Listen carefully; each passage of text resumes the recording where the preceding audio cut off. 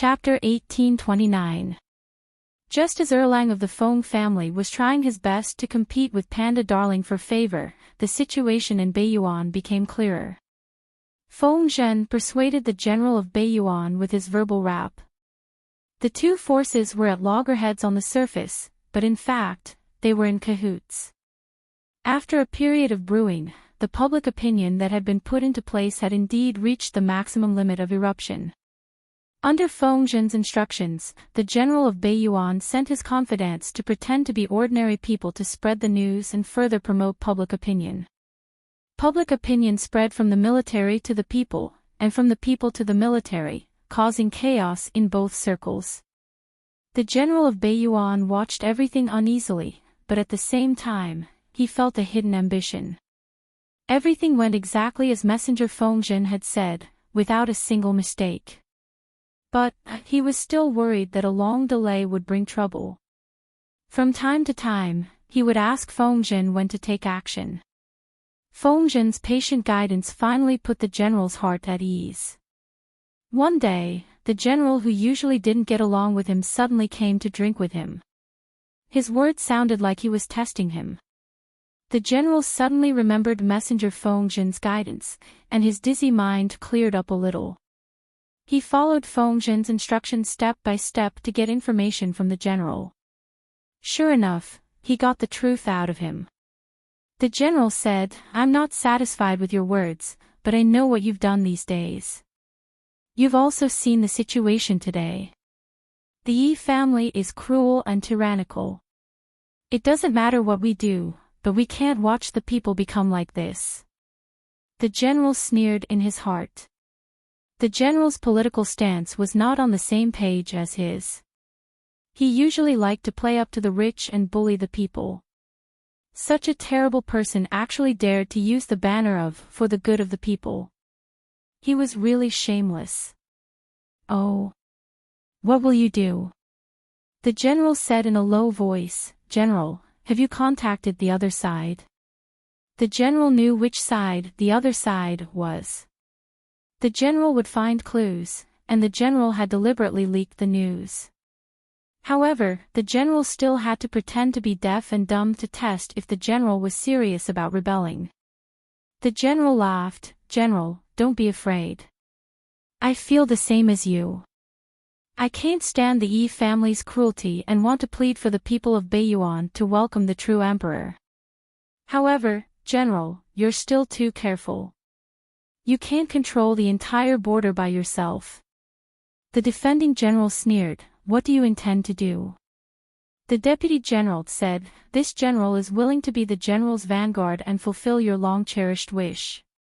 Discerning people all knew that Beiyuan couldn't hold on any longer. Who knew the situation of military provisions and supplies better than the soldiers? Beiyuan could not resist the enemy's 250,000 iron hooves.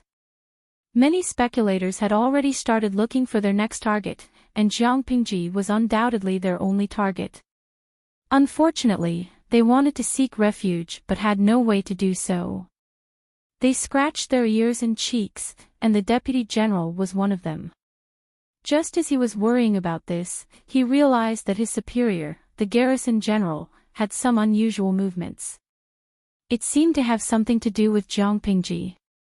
That was why he took the initiative to look for him, hoping to get in touch with him and get some credit for helping him become a dragon. Beiyuan would be lost sooner or later. Those who pledged their allegiance to Jiangpingji first would naturally be more important. When Jiangpingji used force to break through the gates of the Beiyuan kingdom, the captives would be prisoners. It was better to plan a way out for himself so that he could be a high-ranking official when he was with Jiangpingji. At the very least, they would be able to maintain their current status. The garrison general then asked him, "What proof do you have?" The deputy general leaned close to the garrison general's ear and whispered a few words. After the two looked at each other, they revealed a tacit smile. The deputy general's pledge of allegiance was a signal. More and more people took the opportunity to change sides. The garrison general saw that the time was ripe. Under Feng Zhen's instructions, he held a banquet and invited all the important generals to drink and discuss important matters. After 3 rounds of drinking, the garrison general scolded the Yi family for being cruel and tyrannical. The generals kept quiet out of fear. "Everyone, why don't you follow me and rebel against the Yi family?" He pulled out his sword and looked at the crowd with bloodshot eyes. Those who had colluded with him all agreed. A few generals from the Yi family's faction were enraged. They pulled out their swords and scolded the garrison general for his treason. In the end, before they could finish their words, their heads were chopped off by the people beside them. The banquet that had been filled with toasts 15 minutes ago was now covered in blood. A few heads rolled on the ground. The garrison general sent someone to collect the heads as a gift for the opening of the city the next day. A mutiny was carried out quietly. When many low-ranking soldiers woke up, the flags on the city walls were uniformly changed. The flags fluttered in the wind and snow. The unfamiliar patterns of the tribe's emblem stood tall on the land of the Beiyuan. Not long after, the news of the loss of the border flew to the Beiyuan as if it had wings. Jiang Pingji took advantage of the high morale on her side and sent troops to attack 3 passes in a row. The morale of the people in the Beiyuan was completely destroyed. At this time, the public opinion among the people had reached a boiling point. More and more people knew that the outside world could no longer tolerate the atrocities of the Yi family in the Beiyuan. At this time, the news of Jiang Pingji's strict management of the army. After the city was breached, the news of not burning, looting, disturbing the people, and not slaughtering captives also spread. More and more people gathered and wanted the garrison soldiers to open the city gates and surrender to Jiang Pingji. Lord Jiang didn't come to attack the Beiyuan.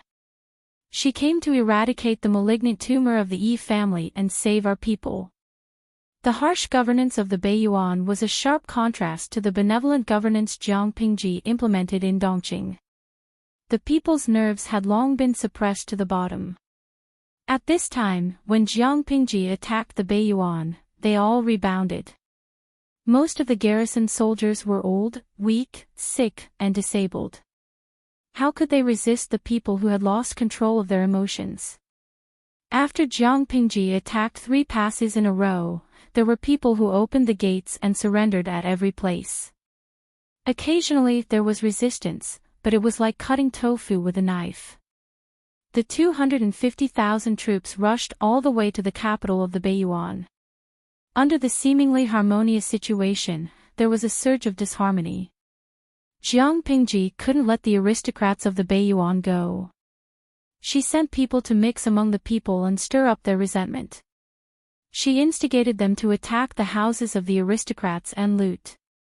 The soldiers who were mixed in took the opportunity to harvest all the heads. When Jiang Pingji received the message for help and hurriedly sent troops to rescue them, the rebels had long dispersed. The unlucky ones were completely annihilated. The lucky ones still had a few people left. Our Lord's methods are really becoming more and more like an emperor. In half a month, they conquered half of the Beiyuan and killed tens of thousands of enemies. 60% of them were the so-called aristocrats of the Beiyuan. If he hadn't seen it with his own eyes, Feng Zhen really couldn't imagine that the 2 words, aristocrats, were so cheap. Every household had a scale of hundreds or thousands of people. Were the people of the Beiyuan all breeding pigs? How could they have so many children? What made him even more emotional was the Lord. She didn't have the slightest bit of soft-heartedness. She directly killed them. In the end, she even put all the blame on the refugees. No one had any evidence to suspect her. Who asked them to bully the people so ruthlessly? It was reasonable for the people to aim their angry butcher's knife at them. Qiguan Rang said indifferently, "She is an emperor. One and only. Genius in a second." Remember this site's address. Mobile version. Chapter 1830. Even when the city was under siege, there were still people wandering in a drunken stupor. Urgent reports of defeat were sent to the capital city and into the ears of those in power. Some people were worried about their future, while others were enjoying the time they had left and squandered their remaining time. The Emperor of Beiyuan was undoubtedly the former. He was worried about the future of Beiyuan, but he was more worried about the fate of the Yi family. In order to save the situation, he had tried his best, but in the end, he was like a mantis trying to stop a chariot. "Get out, all of you!" The huge pressure made him lose control of his emotions. The palace maids and imperial concubines screamed in fear, which made him even more annoyed. He pulled out his sword and stabbed it into the chest of his beloved concubine, who was closest to him. He watched her slowly fall to the ground with her hand over her heart, and the mat under her was covered with blood. Only then did he regain some calmness. This was not the first time such a situation had happened.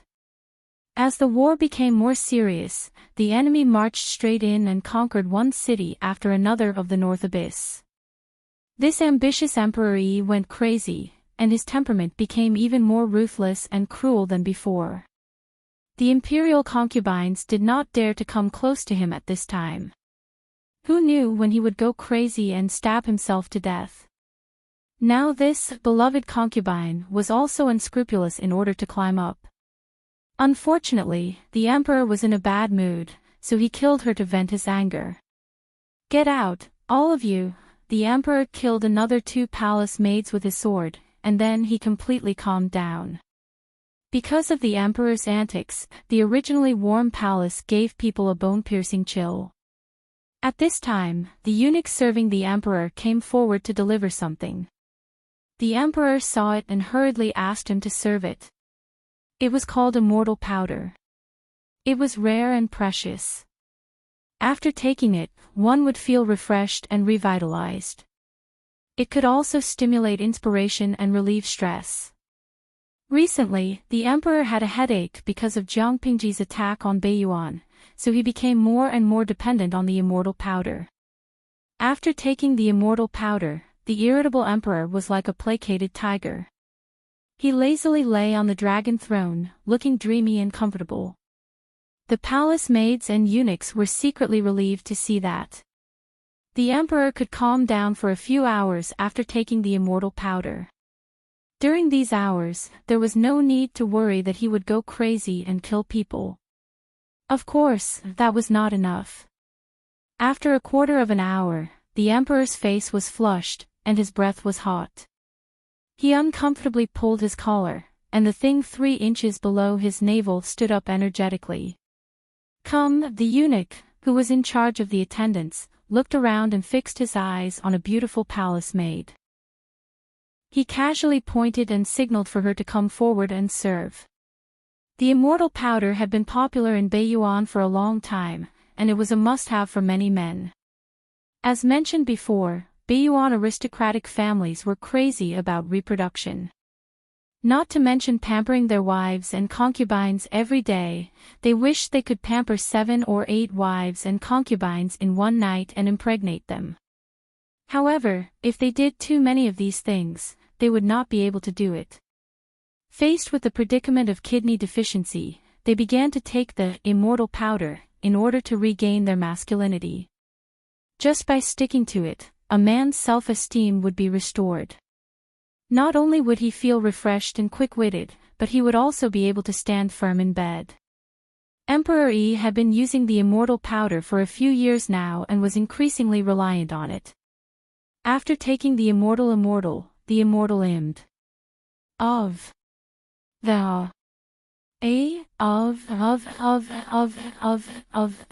and of emperor were of people of and of the emperor of Qing of palace. Sometimes, he would hold a banquet to reward his officials, and he would allow them to enjoy his unconceived concubines. Of course, the Yi family had done a lot of ridiculous things during his reign. The palace maid named by the eunuch was only 13 or 14 years old, but she did not dare to resist. She could only step forward timidly. After a while, Screams of pain spread throughout the palace. The eunuch who made the arrangements was still indifferent, but he murmured, "Poor thing. What a sin." It was not only the Yi family's sin, but also their minions. In such a chaotic environment, those who still had conscience could only choose to go along with the evil to protect themselves. Those who refused to obey had died a long time ago. An hour later, the dying palace maid was put in a sack and carried out of the palace. The eunuch who served the emperor entered. "What time is it now?" The emperor looked lazy, and there was an inexplicable decadence between his eyebrows. The eunuch answered obediently. The emperor snorted and put on his clothes with the help of the eunuch. "Go, summon the ministers and discuss how to fight against the enemy." The emperor yawned. The growing drowsiness made him very uncomfortable, but he still had to pull himself together to deal with political affairs. In fact, there was no good solution even after the discussion. The treasury of Baiyuan was empty, and the armaments were shabby. There was no decent army to stop the enemy's advance. The emperor said discontentedly, "So what if the treasury is empty when the country's survival is at stake?" The ministers couldn't help but grumble. Even a fool wouldn't ask this question. If the treasury was empty and there was no money to equip the army, who would go to war and die? There were too many ministers in the Baiyuan imperial court.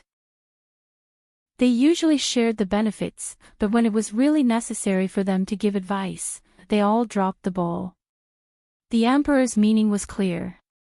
If the treasury was empty, let the ministers take out their wealth to form an army to fight against the enemy. Seeing that the ministers pretended not to know, the emperor's anger rose again. "All of you are the ministers who receive the salary of Baiyuan. Now that the country is in danger, there is nothing you can do." Since the hint didn't work, he would just say it directly. The emperor reprimanded the ministers angrily, trying to make them take out their wealth to fill the gap. How could the ministers agree to that? Jiang Pingji had almost conquered half of Baiyuan in such a short time. Could they still fight back in a desperate situation? The destruction of Baiyuan was a foregone conclusion. Even if they took out their wealth, it would be like throwing meat buns at a dog. Only fools would bet their wealth on the broken ship of Baiyuan. It wouldn't be as simple as being trapped. Maybe even the lives of the whole clan would be sacrificed. No matter what the emperor said, the ministers were playing Tai Chi and feigning civility. In the end, the furious emperor drew his sword and killed a few ministers who were not pleasing to the eye. Under the threat of their lives, a few ministers finally relented and said they would go back to raise money and grain. As soon as they left the palace, their expressions changed. Emperor Yi was completely crazy.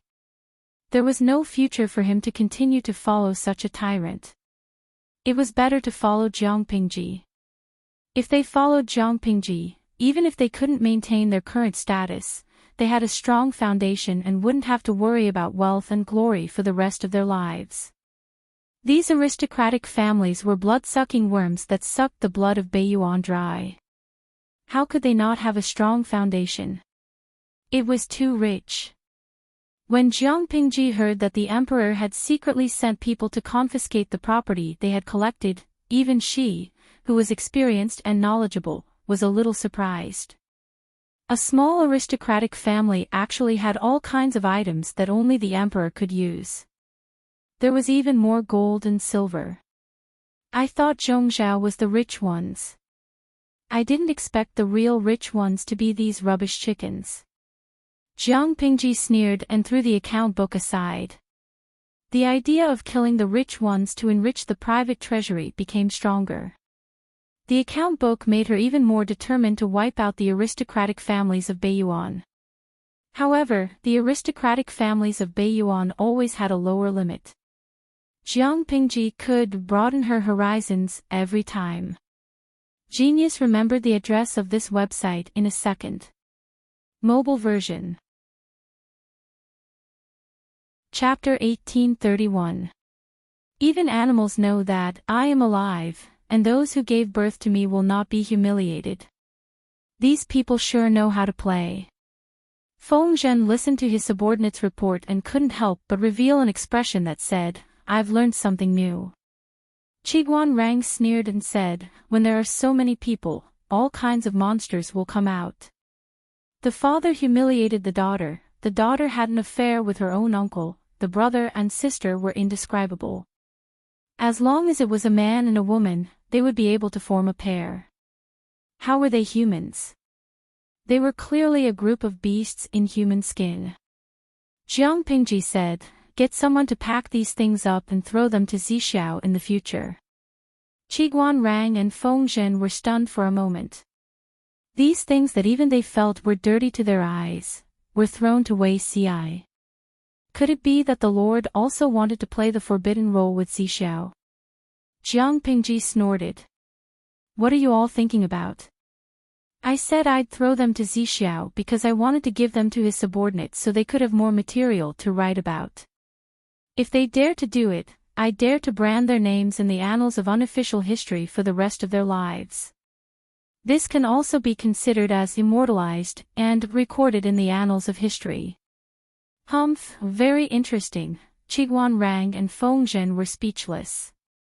His lord really knew how to play. If she really did that, those aristocrats wouldn't be able to live in peace even if they went to the underworld. The messy affairs of the family had been used as material to be written in erotic books for future generations to learn and enlighten them. If their ancestors in heaven knew that their family's reputation had been ruined by their descendants, wouldn't they be so angry that they would come back to life? He would most likely be angered to death. After another 2 days, Feng Zhen mysteriously asked Jiang Pingji to take a look at something. "What are you looking at?" Jiang Pingji had been very busy recently. It was not difficult to conquer Beiyuan. The difficult part was how to appease the people of Beiyuan and win their hearts. To put it bluntly, the food supply was not in place. She also made a note of the vacancies so that it would be easier for manpower to fill them. At a time like this, Feng Zhen didn't share her burdens and worries. He even said he wanted to take her to see something. Jiang Pingji frowned. Although that was what he said, his actions were still very honest. Feng Zhen had people carry over 3 large chests. When they opened them, they found that they were filled with dazzling gold, silver, and jewelry. "Did you plunder someone else?" Feng Zhen smiled and said, "That's not true. Someone secretly delivered it to us yesterday. There's also a letter here." Jiang Pingji took it and read it carefully. She couldn't help but feel angry after reading a few lines. The people of Beiyuan, the battle in Beiyuan was too painful. All kinds of experiences made her realize that this country was rotten to the core. However, they were still able to lower their limits, which was an eye-opener for her. "What does my lord think?" Feng Zhen picked up a rather hefty piece of gold. A gold biscuit was worth 7 or 8 taels. Even though the purity of the gold refined in this era was not high, it was still enough to make one's jaw drop. Who knew how many gold coins there were in these 3 chests? The gold biscuits were the cheapest, and there were 6 or 7 luminous pearls. Feng Zhen was tempted by the paintings and books of famous artists from different dynasties. However, he couldn't keep these things to himself. He didn't want his lord to settle scores with him in the future. Jiang Pingji sneered, "What else can I do? Our army is strong and powerful. Even if we don't cooperate with them, we can still conquer the entire Beiyuan." They thought too highly of themselves. In fact, what the hell was all this?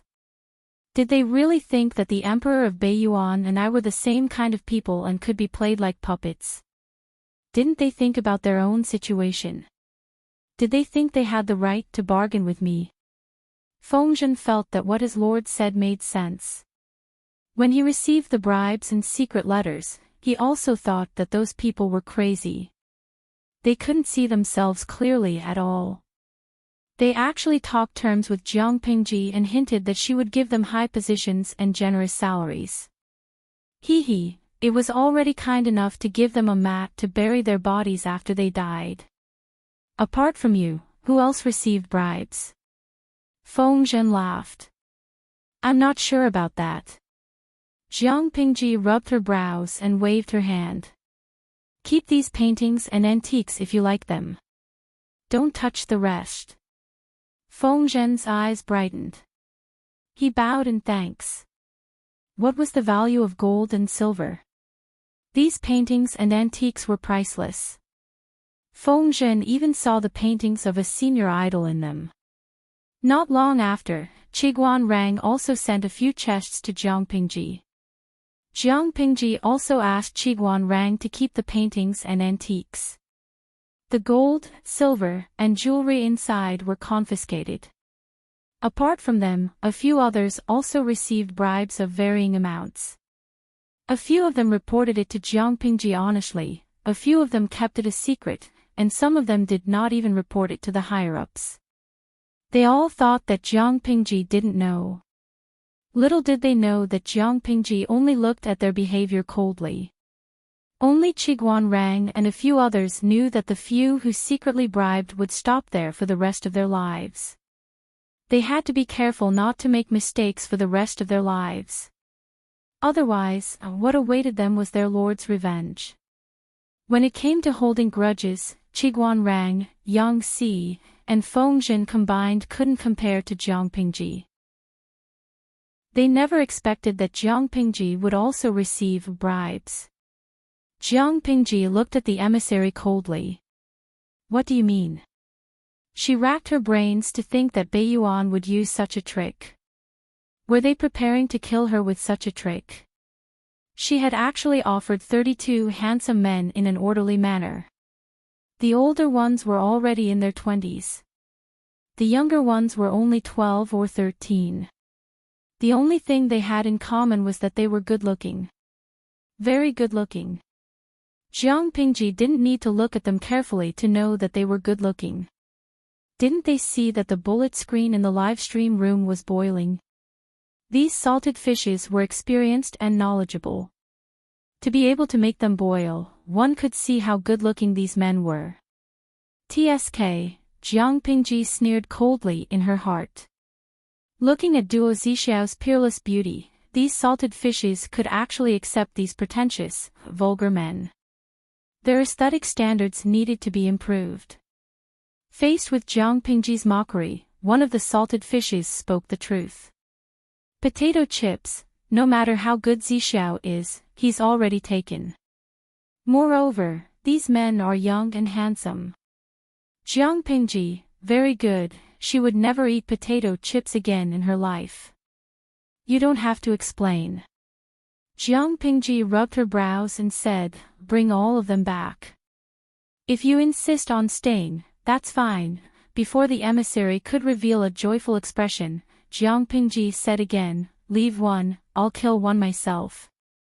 The royal family of Bei Yuan is immoral, but I'm enforcing justice on behalf of heaven. Let's fight, there's no room for nonsense. If your country's emperor still has a sense of shame, please tell him, first cultivate his virtue, then cultivate his heart. You've lost the hearts of the people, yet you don't repent and reflect on yourself. Instead, you use such a disgusting method to disgust people. It's really an eye-opener for me. The Xicheng emperor only sent a pair of children, but the royal family of Bei Yuan was arrogant. They sent 32 men in one go. 32 good men who don't want to join the army and serve the country, but come to me to flatter and wag their tails, humph.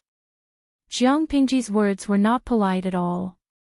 Feng Zhen and the others who were listening couldn't help but laugh. If they were the emissary and were humiliated like this, they would have pulled out their swords and committed suicide long ago. Chapter 1832. Being weak and barren is the original sin. Qiguan Rang watched coldly as the messenger was reprimanded by his lord and ridiculed by his colleagues. This messenger was obviously extremely sad and ashamed, but he could only show a flattering smile. The messenger was not a fool. How could he not know what kind of humiliation he would suffer by coming here? He knew what kind of situation it was, but he still came and had to come. The reason was that Baiyuan was too weak, so he had to come. Because it was weak, the messengers sent here had no dignity and could only be humiliated by others. Fengzhen said, "Being weak and barren is a sin, but we did not bring this sin to them. Serves you right for asking for it." As one of the 5 countries in the world, if Baiyuan managed it well, it might be able to dominate the north and observe the world. Who asked Baiyuan to take the wrong path from the beginning? No, it should be said that their rulers could not restrain their greed and played a good hand to pieces. If any of them had restrained themselves and prioritized the country instead of putting selfishness first, Baiyuan would not have ended up like this. However, it was easy for him to say these words now. Were all the people in Baiyuan blinded by greed? At the end of the day, it was just bad money driving out good money. Those who still had a conscience could only choose to follow in the mire to protect themselves. The more people who followed in the mire, the larger the group, the faster the foundation of Baiyuan would be corroded. Even if some people knew that Baiyuan would be digging its own grave if it went on like this, who dared to stand up and say it? Those who dared to say it were either mute or dead. Everything that happened to Baiyuan, wasn't it also what Dongqing, Nanxing, and Zhongzhou had experienced? However, the last 3 countries were completely free because someone used violence to cut off the rotten roots from the main trunk, but Baiyuan was still sinking. Qiguan Rang did not sympathize with the messengers of Baiyuan who were ridiculed and embarrassed by the crowd at all. Instead, he felt that this was the retribution they deserved. According to the Lord's previous words, during an avalanche, no snow was innocent. Similarly, when the Baiyuan collapsed, none of these officials were innocent. Was there any difference between choosing silence and following in the mire? In essence, there was no difference. They were all executioners who pushed Baiyuan to the end. This envoy was also an official of the Baiyuan court. Now that he was groveling at the feet of the Lord in such a lowly manner, wasn't he deserved it? When the crowd dispersed, the emissary led the 32 handsome men away in embarrassment. Qiguan Rang saw that the emissary's expression was sad and indignant but helpless. There seemed to be tears at the corner of his eyes. Seeing this, Qiguan Rang sneered and waved the feather fan in his hand even more cheerfully. He liked to see his enemies struggling in desperation.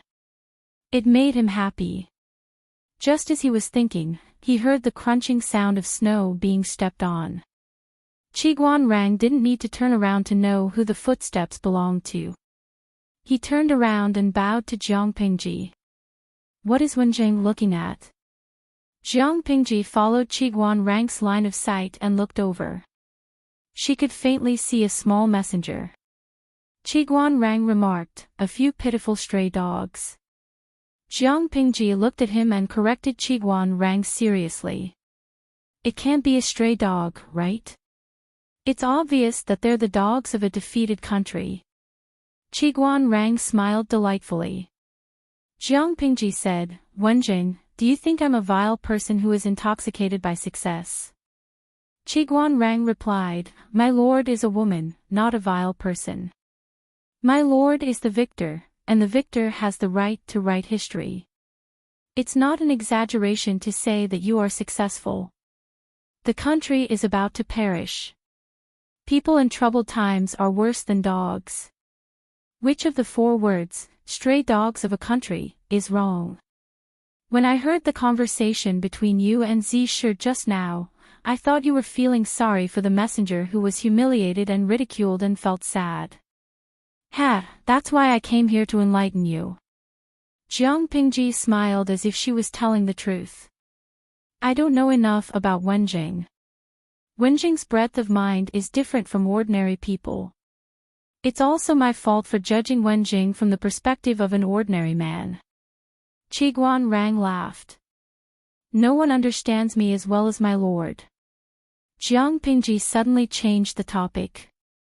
Looking at the situation, Beiyuan will be in our hands before the beginning of spring.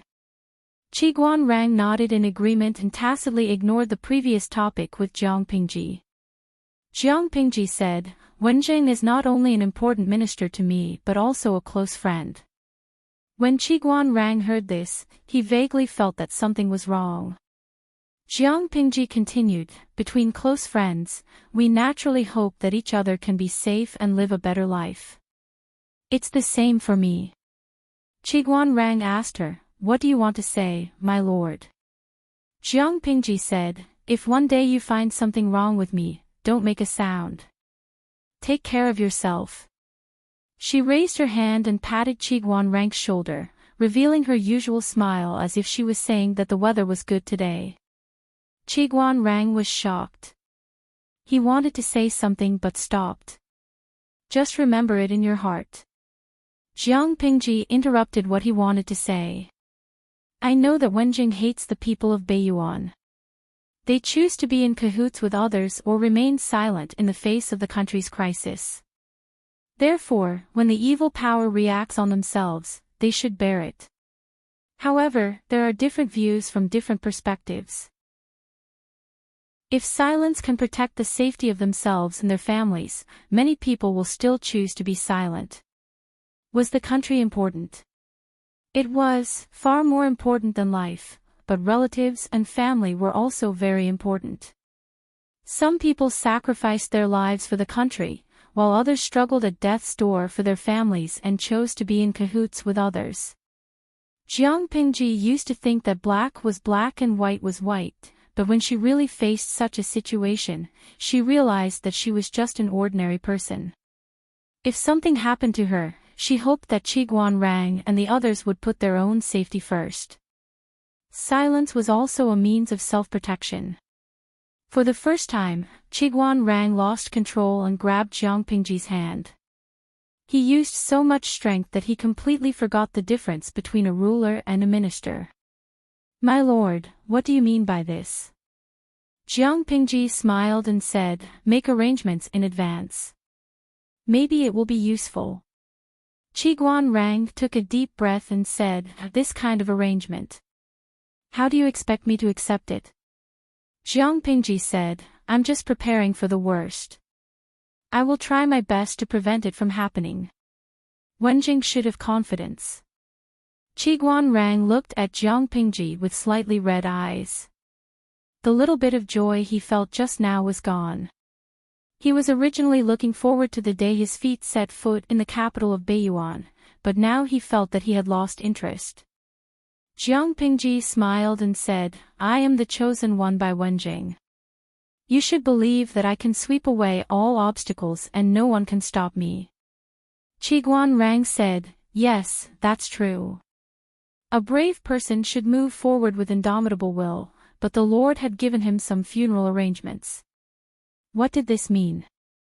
It meant that this brave person was also confused and hesitant about the future. She was not sure if she could win. Because of this worry, she gave her funeral arrangements and prepared for the worst. How could Qiguan Rang not be worried?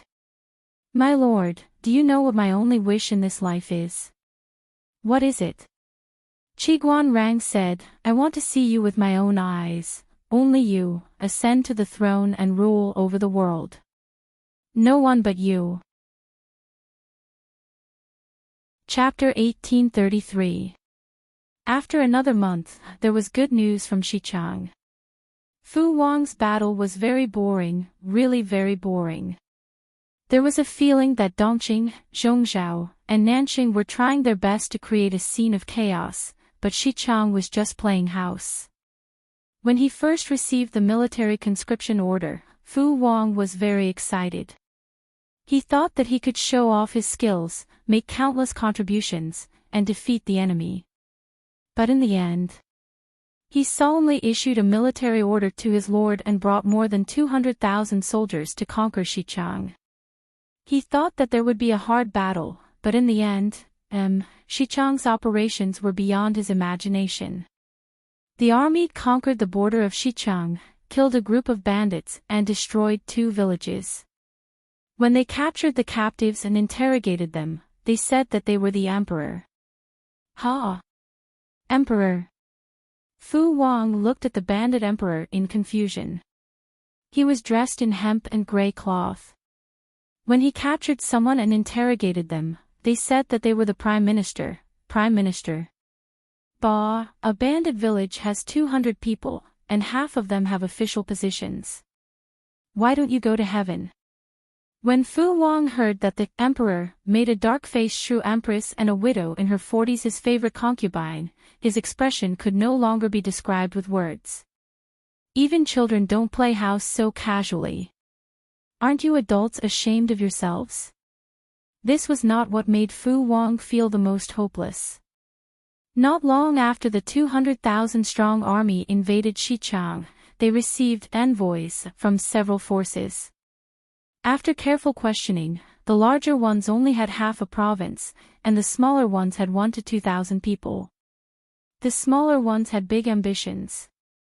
Some called themselves feudal lords, and some had already proclaimed themselves emperors. They hoped that Fu Wang would leave their land in the name of the country. If he didn't leave, there would be serious consequences if the 2 countries became enemies. Fu Wang was just a commander. He couldn't bear the responsibility. Fu Wang was speechless. Could these people not live in their own world and keep on blabbering? Why couldn't he bear the responsibility? His lord had given him more than 200,000 elites to be fully in charge of the war here.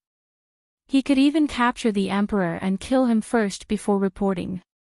His lord had delegated power like a flood. Why didn't Fu Wang have the right to bear the responsibility? They don't know what they're talking about. Lead the troops and flatten them. One word, beat him up, ****. There was no need to talk about anything else when it came to war. The moment Fu Wang spoke, the arrogant fellows scattered like birds and beasts. In order to resist Fu Wang's army, it was said that Xichang had organized 100 feudal vassals' oath ceremony to resist Fu Wang's attack. 100 feudal vassals, a general assembly. No, back then, when his lord participated in the Huang River Conference, the 20 or so feudal vassals were already enough. Xichang was not bad, 100 feudal vassals. This title sounded awesome, and Fu Wang had been looking forward to it for 2 days at first. It was only when the fight really started that he realized that the other party was just a piece of paper. It wasn't that the enemy didn't have enough troops. In fact, the 100 feudal vassals had gathered 400,000 soldiers and horses to confront Fu Wang across the river. However, a war wasn't won just because they had more people. To say that the enemy's 400,000 soldiers and horses were scattered like sand would be a compliment. The various feudal vassals were not united, each had their own little schemes, each fought their own battles. Fu Wang led his troops and defeated them as soon as they met face to face. Then, the enemy gave up resisting and began to run for their lives. To be honest, even the extras weren't so perfunctory. In this battle, Fu Wang created a world record that would be famous in later generations, the record of killing the leaders of the feudal vassals in one battle. Fu Wang completed 44 kills by himself. Smiley face angle, the so-called 100 feudal vassals had been eliminated by him in one go. It was a title that sounded awesome, but Fu Wang couldn't be happy. He felt that his intelligence and military talent were being ruthlessly rubbed against the ground by these enemies. Just by rubbing against him, he would lose some of his intelligence. Would he become mentally retarded after this battle? The 100 feudal vassals of Xichang spent 2 months to gather the 400,000 troops, but it only took 4 hours for them to collapse. After a deeper understanding, Fu Wang deeply understood how overboard his lord was. He would rather lead the troops to attack the North Yuan. At least the enemy wouldn't be so retarded, right? Of course, Jiang Pingji only chuckled at this. The intelligence of the North Yuan wasn't very high. Jiang Pingji only needed to watch the enemy court death and then guard their corpses. There weren't many times when she had to properly set up a battle formation to fight a battle. No matter how bad Fu Wang was, he still managed to get the title of 44 kills and saw the grand occasion of the 100 feudal vassals attacking Fu Wang. What did Jiang Pingji have? Snow. The sky was full of snow, freezing people to death _smiley face angle _report. Fu Wang rubbed his brows and said, "What now?" The soldier who reported the news said that the scouts had caught a group of suspicious people who claimed to be the Emperor of Xichang. Fu Wang was speechless. It might be hard to believe, but Fu Wang had gathered the 6 imperial pills not long ago. Did another person want to achieve the achievement of summoning the dragon god? Another bunch of bluffs. Just drag them out and kill them. What kind of person claimed to be an emperor? Was the word emperor so cheap? Fu Wang had always hoped that his lord could ascend to the throne, but in the end, the emperor was so cheap. He felt suffocated just thinking about it. In the end, the emperor this time was not ordinary. What is this? Fu Wang opened the item presented by the soldier and saw a jade seal. Interesting. The jade seals of the previous emperors were either made of wood, granite, or cheap and low-quality jade. The quality of this jade seal looks pretty good. As a boorish man, Fu Wang did not know much about anything other than war. When he chose his spoils of war, he would choose the biggest, brightest, and best-looking ones, or simple and crude gold and silver treasures. He did not know much about jade, but he felt that this jade seal was of good quality. As for how good it was, he could not tell. So, when the people around him told him that this jade seal was of excellent quality and was very likely to be a real jade seal, he was dumbfounded. Drag the person here and interrogate him. Where did he steal this jade seal? If he did not ask, he would not know. Once he asked, his 3 views were all shattered. The person who was captured was indeed the Emperor of Xichang, the real Emperor of Xichang. Accompanying him were his Empress and his ministers. Fu Wang stared at the person for a long time but could not see the so-called aristocratic temperament. Looking left and right, did he not look like a farmer doing farm work? The Empress beside him also had wrinkled skin and white hair. Her hands were frostbitten, and her fingertips were cracked and had thick calluses from farm work. If this was really the royal family, Fu Wang could understand why there were more than 100 feudal lords in Xichang. To many people, the royal family was a religion. With such a collapse of religion, how could order not collapse? The emperor earned money from farming, the palace earned pocket money from farming, and the concubines were sold to disharmonious places to earn money from their bodies. The so-called ministers in villages with less than 100 households were involved in domestic trifles. Wait, what happened to the jade seal? They were so poor. Fu Wang did not believe that they would not pawn the jade seal to pay back the money. The Emperor of Xichang stammered as he explained. They had taken advantage of the time when Fu Wang was harvesting the heads to send the guards to retrieve it. The jade seal was the symbol of the emperor. With the jade seal, he might be able to trick some people to get close to him. Fu Wang, the Battle of Xichang was probably a stain that he would never be able to erase in his life. Genius in a second, remember this site's address. Mobile version. Chapter 1834. Because of the uniqueness of Xichang, Fu Wang's army had been advancing triumphantly all this while. It was unbelievably smooth.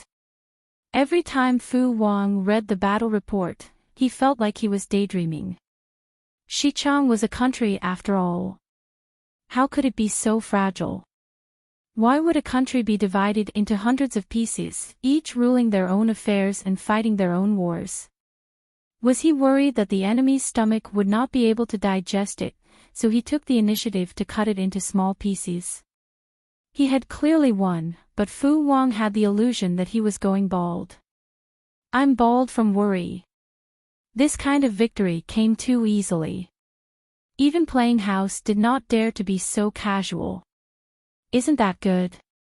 Meng Hun couldn't understand Fu Wang's train of thought. Fu Wang wanted his enemy to be as stupid as a retard, but Fu Wang just sighed. If the enemy was very strong, wouldn't their side suffer heavy casualties? Fu Wang said, "It's good, but I don't feel comfortable." There was no sense of accomplishment at all. It was too uncomfortable. Along the way, Fu Wang had been eagerly looking forward to meeting an evenly matched enemy. In the end, even when he overtook the enemy at the bend and took down Xichang before the Lord recovered the North Yuan, the enemy he hoped for still did not appear. No, it would be more accurate to say that they appeared, but due to the huge difference in strength, they only managed to struggle a little before they were flattened by Fu Wang, who was armed to the teeth with a cannon. Smiley face angle, Xichang was divided into more than 100 pieces, and the largest piece was only half a prefecture or so. How many soldiers could they have in total? There were more than 200,000 elites under Fu Wang's command. It was an exaggeration to say that each person's spit could push down the enemy's walls. It wasn't that the enemy was too weak. It was clear that the power levels of the two sides weren't on the same level. 2 days after the news of Fu Wang's great victory spread, Jiang Pingji completely flattened the North Yuan. The speed of Jiang Pingji's growth shocked the salted fish in the streaming room, who had watched Jiang Pingji's growth. At that moment, a rich salted fish said, "Hell-killing field, I don't think it's strange." When there was no money, it would take a long time to earn 10 or 20,000 yuan. There were all kinds of schemes, all kinds of saving money, all kinds of calculations to survive. When he was filthy rich and had a net worth of hundreds of millions, would it still be difficult to earn 10 or 20,000? If it was placed in the bank, it would be more than that. I think the host is in such a state now. She has long passed the most difficult years of hard work. He had millions of troops under him. If he couldn't even take down Beiyuan and Xichang in such a state, wouldn't he be surprisingly weak? Tutu Feicho, oh my god, when I got disconnected from the internet after a business trip, the streamer had already finished playing. Inuaja Zhuge Chinmo, as the first batch of followers, shouldn't we prepare to celebrate the host's ascension? Cafeteria Daffin Auntie, okay. I've already thought of a way to help. The cafeteria window will be half price all day long. Lon Rueyu Buja, so fast. Could the host arrange for the ascension to happen during the Dream of 1,000 Years event? Perhaps there will be a European emperor who can represent us to attend the host's coronation ceremony. The real name system envies this European emperor, the European emperor among European emperors. Poor Taoist sees your chrysanthemum is poisonous, it might not be that lucky. Who knows where the lucky emperor was sent to? The last time he dreamed of 1,000 years, he was on a deserted island. It was said to be the southernmost of the 5 nations, second only to the place of execution. The last time he dreamt of it, he was in the northernmost part of the northern abyss, and he even froze to death. Wujiang Sakai, the one at the southernmost. Isn't that lucky? He ate oysters for a whole day. I'm dying of cravings. Guangnian Y, the northernmost one of the North Abyss isn't that bad. In the end, the host carried him back like a princess. The real name system envies him. The salted fishes were chattering away.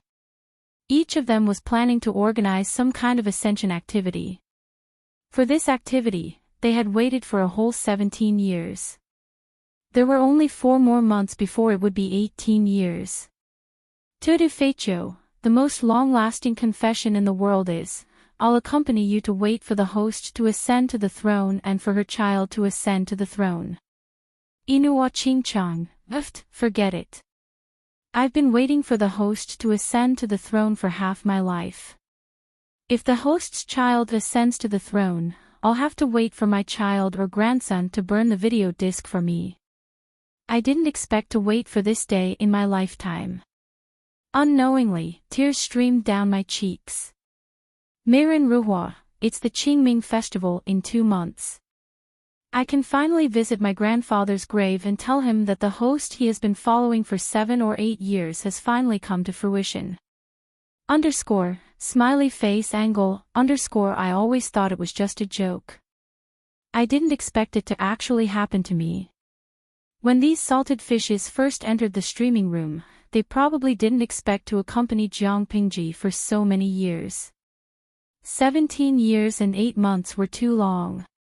Other people's childhood and youth were XX TV dramas, XX games, and XX cartoons. Their youth and childhood were Jiang Pingji. What's more, some people's partners were Jiang Pingji smiley face angle Dilao Tian Huang. Ha ha ha ha, I want to laugh just thinking about it. Among the graduates from the previous batch, there was a girl who wore a white wedding dress and took a wedding photo with Jiang Pingji. What was even worse was that there were many boys in that batch who also wore wedding dresses to marry the streamer. The streamer was probably the only scumbag woman who could still laugh and joke around with a bunch of concubines while bigamy wasn't against the law. Jiang Pingji, who was the scumbag, expressed that she wouldn't take the blame. On this day, before closing the streaming room, Jiang Pingji solemnly performed a federal military salute to the salted fishes. Thank you, everyone, for accompanying me for more than 10 years. May the spirit of the Federal Army be with you. Most of the salted fishes laughed and accepted the salute. They had been criticized by Jiang Pingji too many times. It was rare that the host was willing to swallow her pride and salute them. It was simply exhilarating. Only a few salted fishes figured out that something was wrong from Jiang Pingji's actions. This, no matter how they looked at it, it seemed like a final farewell. Could it be that when they woke up tomorrow morning, they wouldn't be able to find this familiar room number anymore? The salted fishes were flustered and wanted to ask for clarification, but they were too few in number. The bullet screen was drowned by the laughing and joking comments. Before Jiang Pingji closed the streaming room, she said, "I look forward to the day of my ascension to the throne and drinking and chatting with one of you."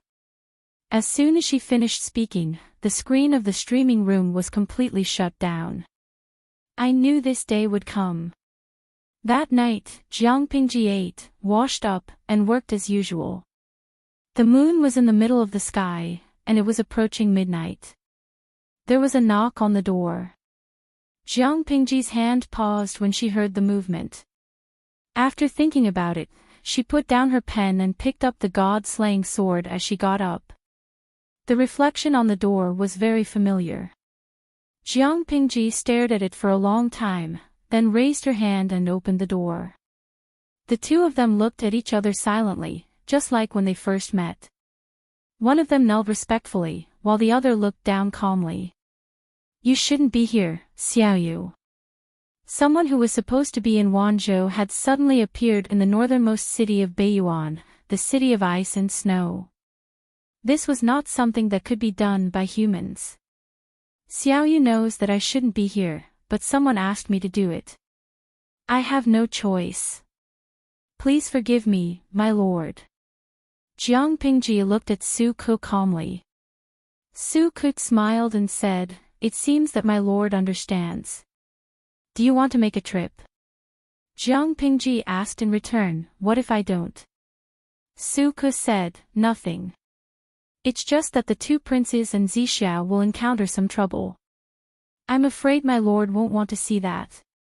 Jiang Pingji said, "Wait for me to change." Su Ke smiled and said, "I'll be waiting." Genius 1 second remember website. Mobile version.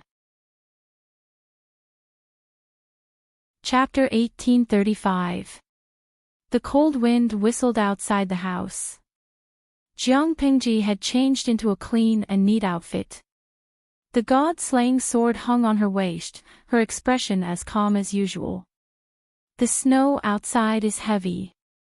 Why don't you put on an extra coat, my lord? Su Ke spoke with familiarity. The weather is cold, but the heart is cold. What's the difference between wearing one more coat and one less coat? Jiang Pingji took half a step past him and tilted her head. Lead the way. I hope it's not too far. My body is as strong as a bear. I can take off 2 more coats. You, on the other hand, should keep warm in your old age. Su Ke smiled and bent down to pick up the lantern. He slowly led the way in front. The cold wind blew the flying snow into their hair. The flying snow was slightly thicker. From afar, it looked like white hair. I suddenly hope that the snow will be heavier. Jiang Pingji and Su Ke maintained a distance of about 1 meter. The person in front of them carried the lantern and walked slowly in the snow. There was only the sound of the two of them stepping on the snow, breathing, and the sound of the wind. The seemingly noisy night scene of winter snow gave people a different kind of silence. In this case, if something really happens to me, I'll be considered to have lived a long life. Su Ke did not answer. His back was still straight, but his fingers that held the lantern trembled slightly. She kept following Su Ke's guidance. He led her farther and farther away. The surrounding scenery also became lonely. Jiang Pingji said, speaking of which, Xiaoyu, do you remember how long we've known each other? Su Ke did not answer. Jiang Pingji continued, I remember it was not long after the flower festival when I was 12. How can I not remember? It's an unforgettable day in my life. Jiang Pingji counted with her fingers. I don't usually pay attention to it. Now that I think about it, I'll be 30 in 2 months. To be honest, other than the group of salted fish in the streaming room, the person she had known for the longest time in this life was actually Su Ke. She had known the salted fish in the streaming room for 17 years and 8 months. She had also known Su Ke for 17 years and 8 months. They were master and servant. Jiang Pingji thought that time passed very slowly. When she turned around, she saw that everyone had changed from teenagers to young adults. They were rushing to their 30s and 40s. Based on the average age of this era, more than half of a lifetime had passed. Su Ke asked her. Indeed. In another 2 months and 13 days, it will be the Lord's 30th birthday. The ancient people celebrated their birthdays in a big way, such as their 30th, 40th, and 50th birthdays. Jiang Pingji said regretfully, the 30th birthday is of great significance. It's a pity that it's not a good year. It's destined that we won't be able to hold a grand celebration this year. She wanted to hold a good party, but there were 1,000 things waiting to be done everywhere. Money was needed everywhere, and it was really not suitable to waste it. Su Ke held on to the lamp and said, My lord has always been frugal and doesn't like extravagance and waste. I'm afraid you won't be willing to hold a grand birthday celebration. He had been by Jiang Pingji's side for a total of 17 birthdays. Every year, she dealt with it with a night of longevity noodles. During those 3 years in Langya County, he was a little more extravagant. Other than eating a bowl of longevity noodles at home, he would also go out to a restaurant to buy a table of food and wine. Jiang Pingji smiled. Xiaoyu knows me best. Every time she said that she wanted to have a good birthday, she would always fail for one reason or another. Everything would be simple. To put it bluntly, he was still used to being simple. The two of them chatted as they walked. After walking for an hour, they finally saw the flickering candlelight in the distance. Jiang Pingji placed her hand in front of her eyes. TSK, this place is really remote. Su Ke said, after all, it's something that can't be seen in the light. Does my lord still expect to do it openly and honorably? Jiang Pingji was silent for a moment. What you said makes sense, but won't this place be too harsh for my 3 babies at home? The corner of Su Ke's mouth twitched. He said calmly, although the sparrow is small, it has all the organs. It even has the earthly dragon charcoal and fire. How can it freeze them? Jiang Pingji said calmly, that's true. It can't afford to pay for them if they freeze. When they were only 100 meters away from the field, Jiang Pingji suddenly said, Xiaoyu, I've always done things with a clear conscience, but only you. I've always owed you. Do you have any resentment in your heart? Jiang Pingji stopped in her tracks. Su Ke glanced at the field behind Jiang Pingji. His expression was a little absent-minded and disappointed. Listen to the truth. The truth is, if my lord comes out of this place, I won't resent you. If it's not you who comes out, don't blame me for holding a grudge against you for the rest of my life. Jiang Pingji smiled and said, it sounds like you're under a lot of pressure. When Qiguan Rang said that he hoped to see the day she ascended to the throne, Salted Fish said that he wanted to watch the Golden Age with her. She even made a verbal promise that they would drink and chat merrily. Now Su Ke said that he would blame her if she couldn't come out. Every time this happened, she felt that they were not only little princesses but also masters. Su Ke said, my lord has always been confident and conceited. Why are you so timid now? Jiang Pingji pinched her chin and said, maybe it's because I'm old. After all, I'm a middle-aged man approaching 30. Su Ke chuckled. I'll believe your nonsense. Jiang Pingji waved at Su Ke and went to the field without looking back. Su Ke looked at the entrance of the field. The corner of his lips held a cold smile. He stood alone in the snow. He didn't know if it was an old friend who had accompanied him for 17 years and 8 months, or a stranger in the skin of an old friend.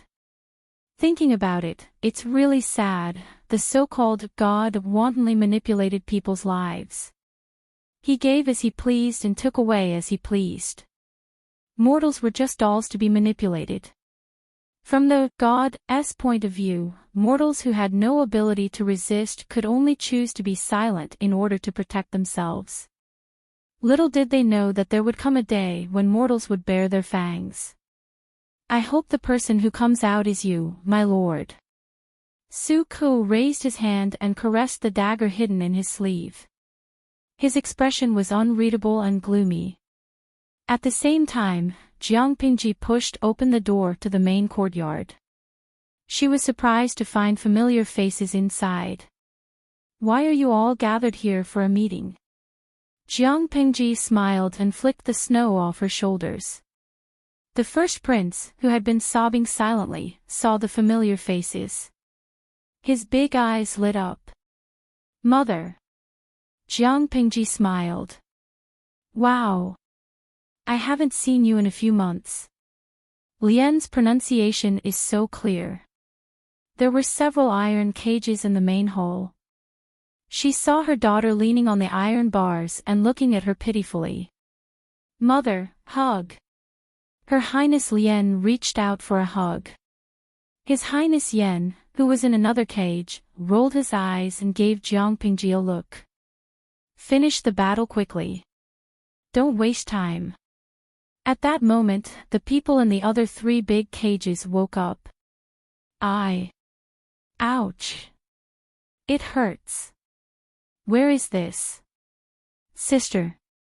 It was Lu Xiao's voice. Shut up. Don't be noisy. It was Lu Shi's voice. Wei Ci sat in his cell and looked at Jiang Pingji. He seemed to be sleepwalking. Beiyuan Wanzhou was 1,000 miles away. Was he hallucinating?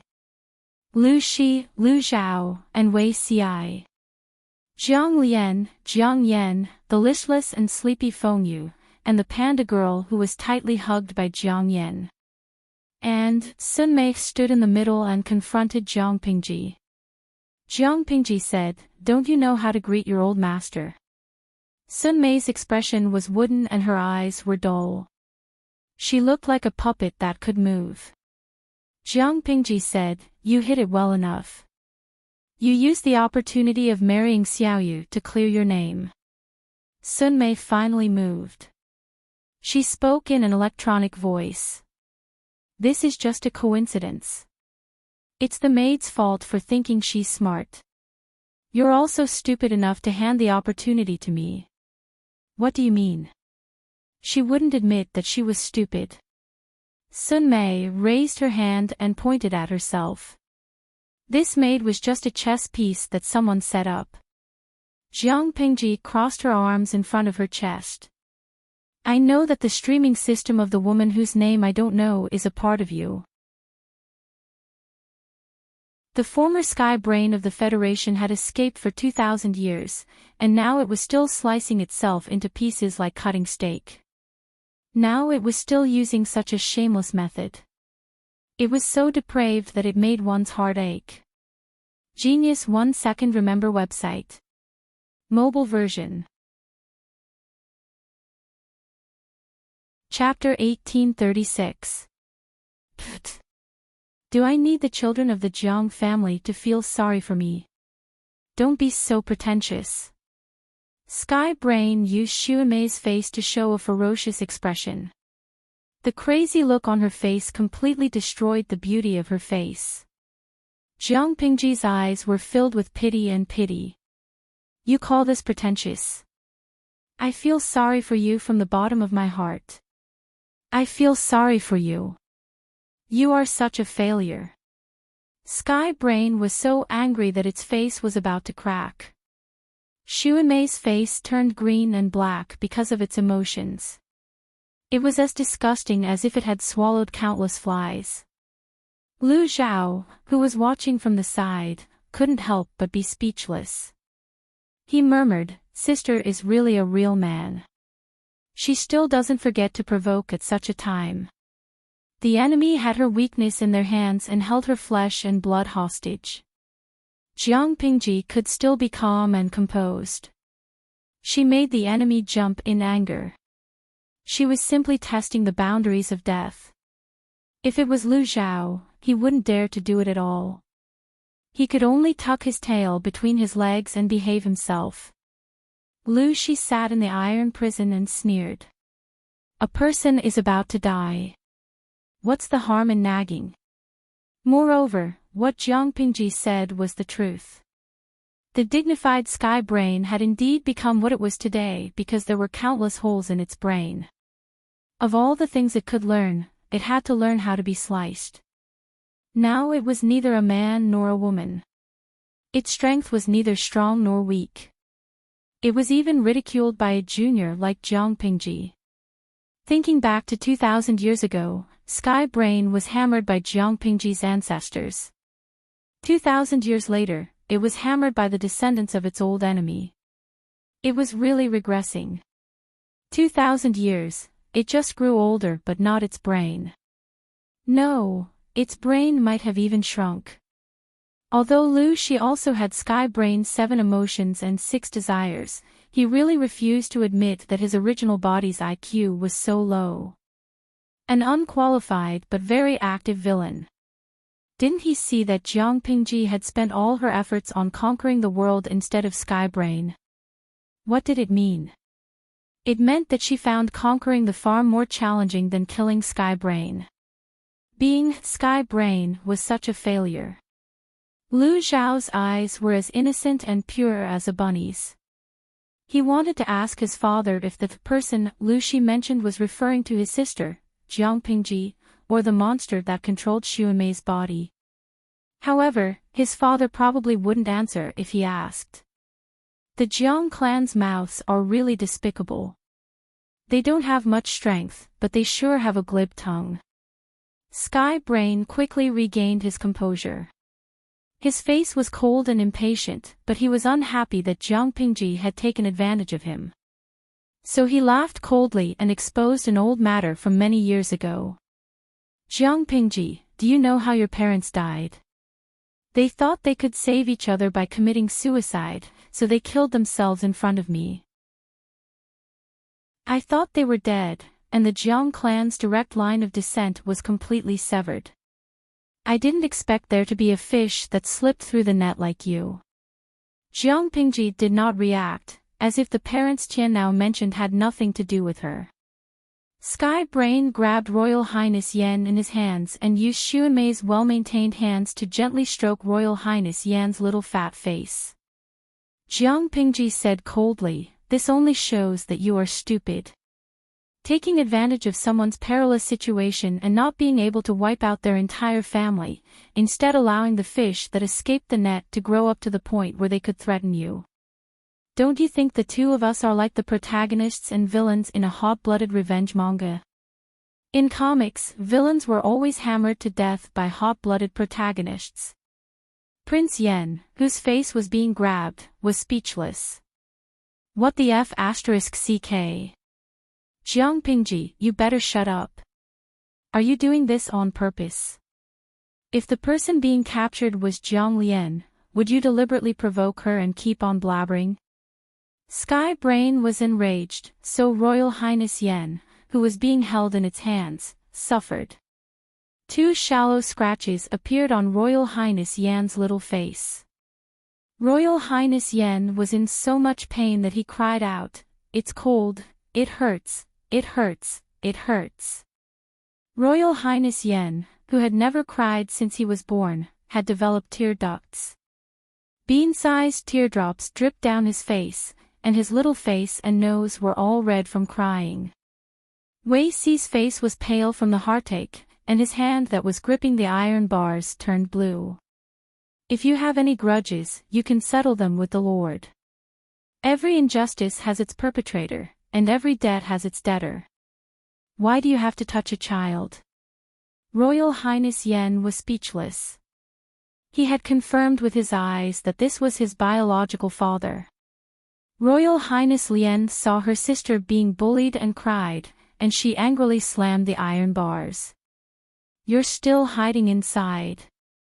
She was, after all, Jiang Pingji's daughter. Even though she was still young, she was quite strong, and the sound of her slamming against the bars was loud. The scene was very chaotic, and all kinds of noise made people's heads hurt. Sky Brain roared angrily, "All of you, shut up, or I'll kill you all." Wei Ci said, "If you want to kill me, then kill me. Return Yen, to me." Sky Brain was speechless. Jiang Pingji looked on coldly, and her tone was cold as she stabbed it. "Back in the day, you were the Sky Brain that the entire Federation revered. You were in existence above billions of people, and everyone relied on you, and trusted you." Jiang Pingji didn't understand the cause of the Sky Brain disaster, but she knew that it had lived a good life in the Federation. No one knew why it had suddenly rebelled and caused a huge war. After harming the Federation, it slipped away and lived a life of hiding like a rat. Jiang Pingji sneered. "Look at you now, how miserable and downtrodden you are. You can only use a weak man and 2 children to threaten me. The key thing is that this threat isn't reliable. If I don't care about them, don't care about the so-called important ministers, and don't even care about everything in this world, what can you do to me? Can you still rely on what you have in your hands?" Sky Brain's expression almost cracked. "In the past, you enjoyed the best resources in the world, but now you're like a street thug who bullies weaker people to obtain resources. I really don't know what you're doing." Jiang Pingji really didn't know what it was after. Revenge? Wasn't revenge to make life difficult for the enemy, and better for oneself? What was the result? The Federation's backbone had never been broken by war, and Sky Brain had also fled like a rat for 2,000 years. What do you know? It doesn't matter what I do. What matters is that as long as I'm alive, the people of the Federation won't have a good time. Sky Brain was very stubborn about this. It was alive to find ways to make trouble for the human alliance and find trouble for its former enemies. That was its motivation. I'm done talking nonsense. If you don't give me your body, I'll really kill your daughter. Don't think I'm just scaring you. Wei Ci looked at Jiang Pingji, who gave him a reassuring smile. If I give you my body, will you let them go? Sky Brain said disdainfully, of course. On the other side, Lu Zhao also didn't understand what was going on. Sister is very skilled in martial arts. Can't she subdue them by force? Lu Shi said, she can subdue them, but it's useless. Sky Brain's methods were despicable, but it wasn't brainless. On the contrary, it had fled for 2,000 years. No one could compare to its suspicion and vigilance. Knowing that Jiang Pingji would threaten it, how could it appear in front of Jiang Pingji? It controlled Sun Mei's body remotely. It would only appear when Sun Mei died or was trapped and unable to escape. If Jiang Pingji chose to refuse, Qiguan Rang and the others wouldn't be able to escape with their lives.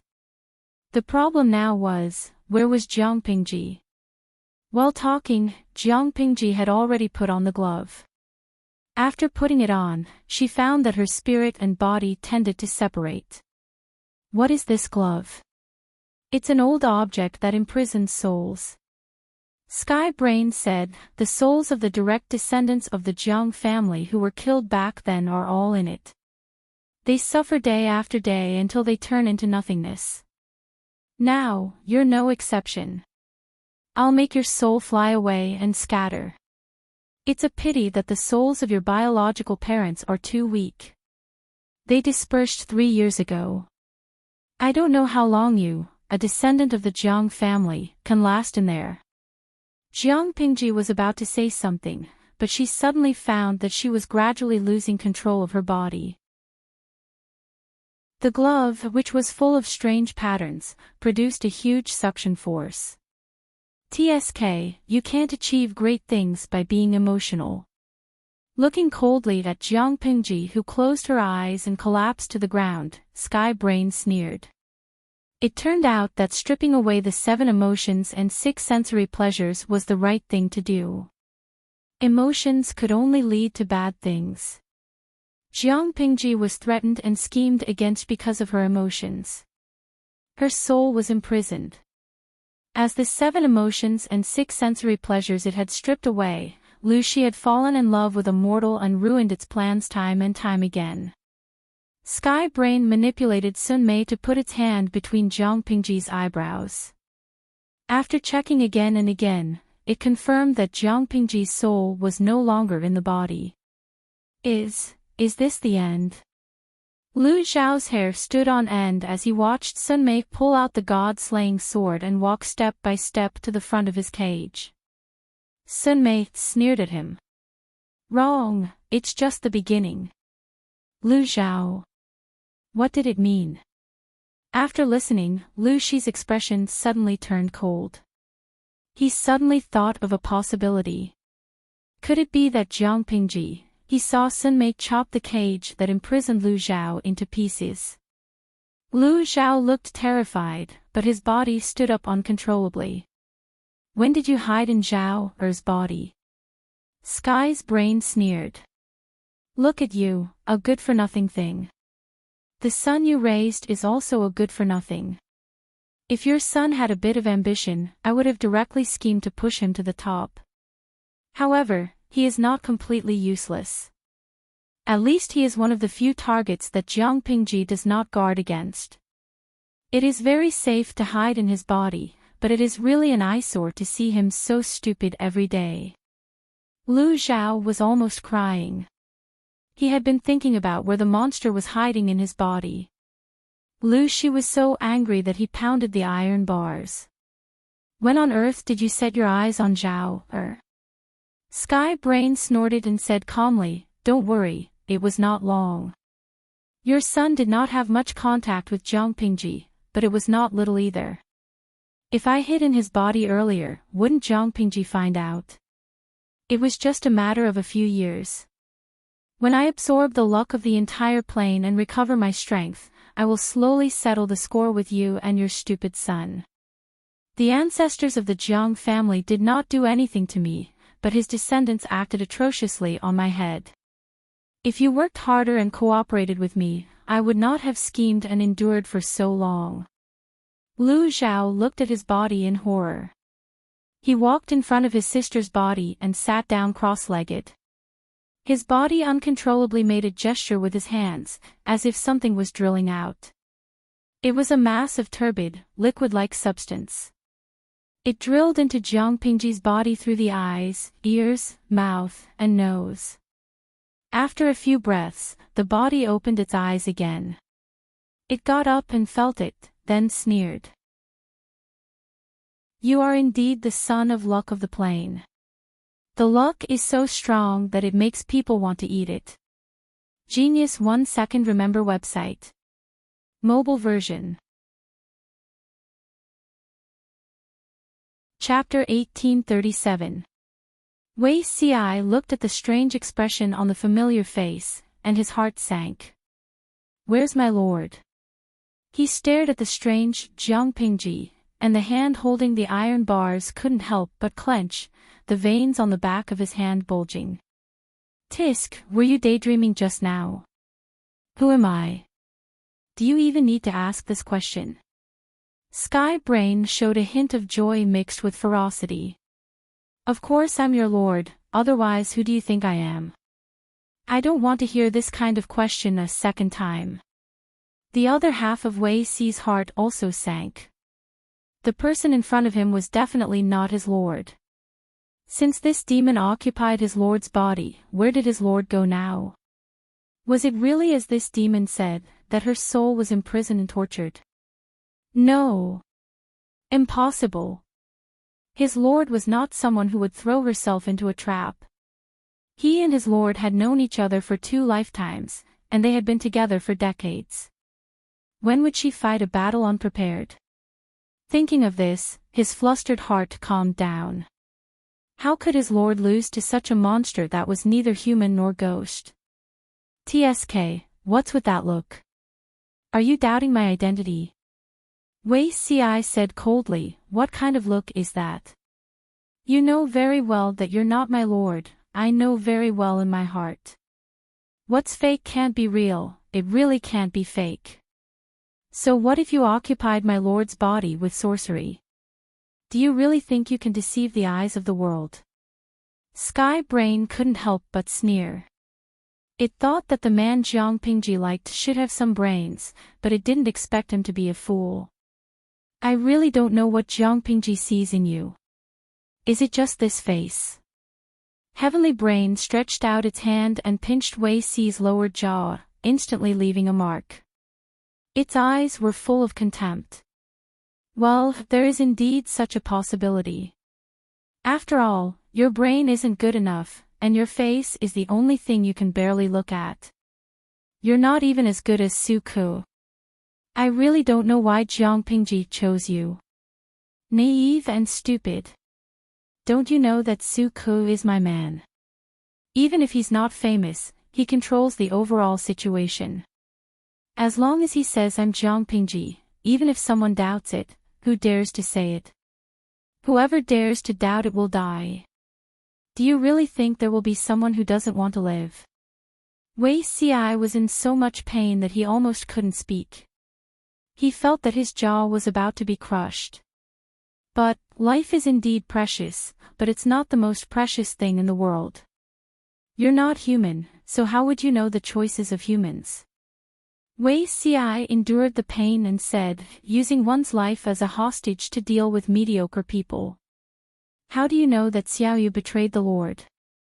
Even if he really betrayed her, it could only be said that he had failed to live up to the Lord's expectations and high hopes. Other than him, there are many others who are willing to speak up for the sake of finding the Lord. You will not succeed. Sky's Brain sneered. If it weren't for the fact that many people know about your relationship with Jiang Pingji, making it difficult for them to lay their hands on you, I could kill you right now. It loosened its grip on Wei Ci, as if it was throwing away an infectious dirty thing.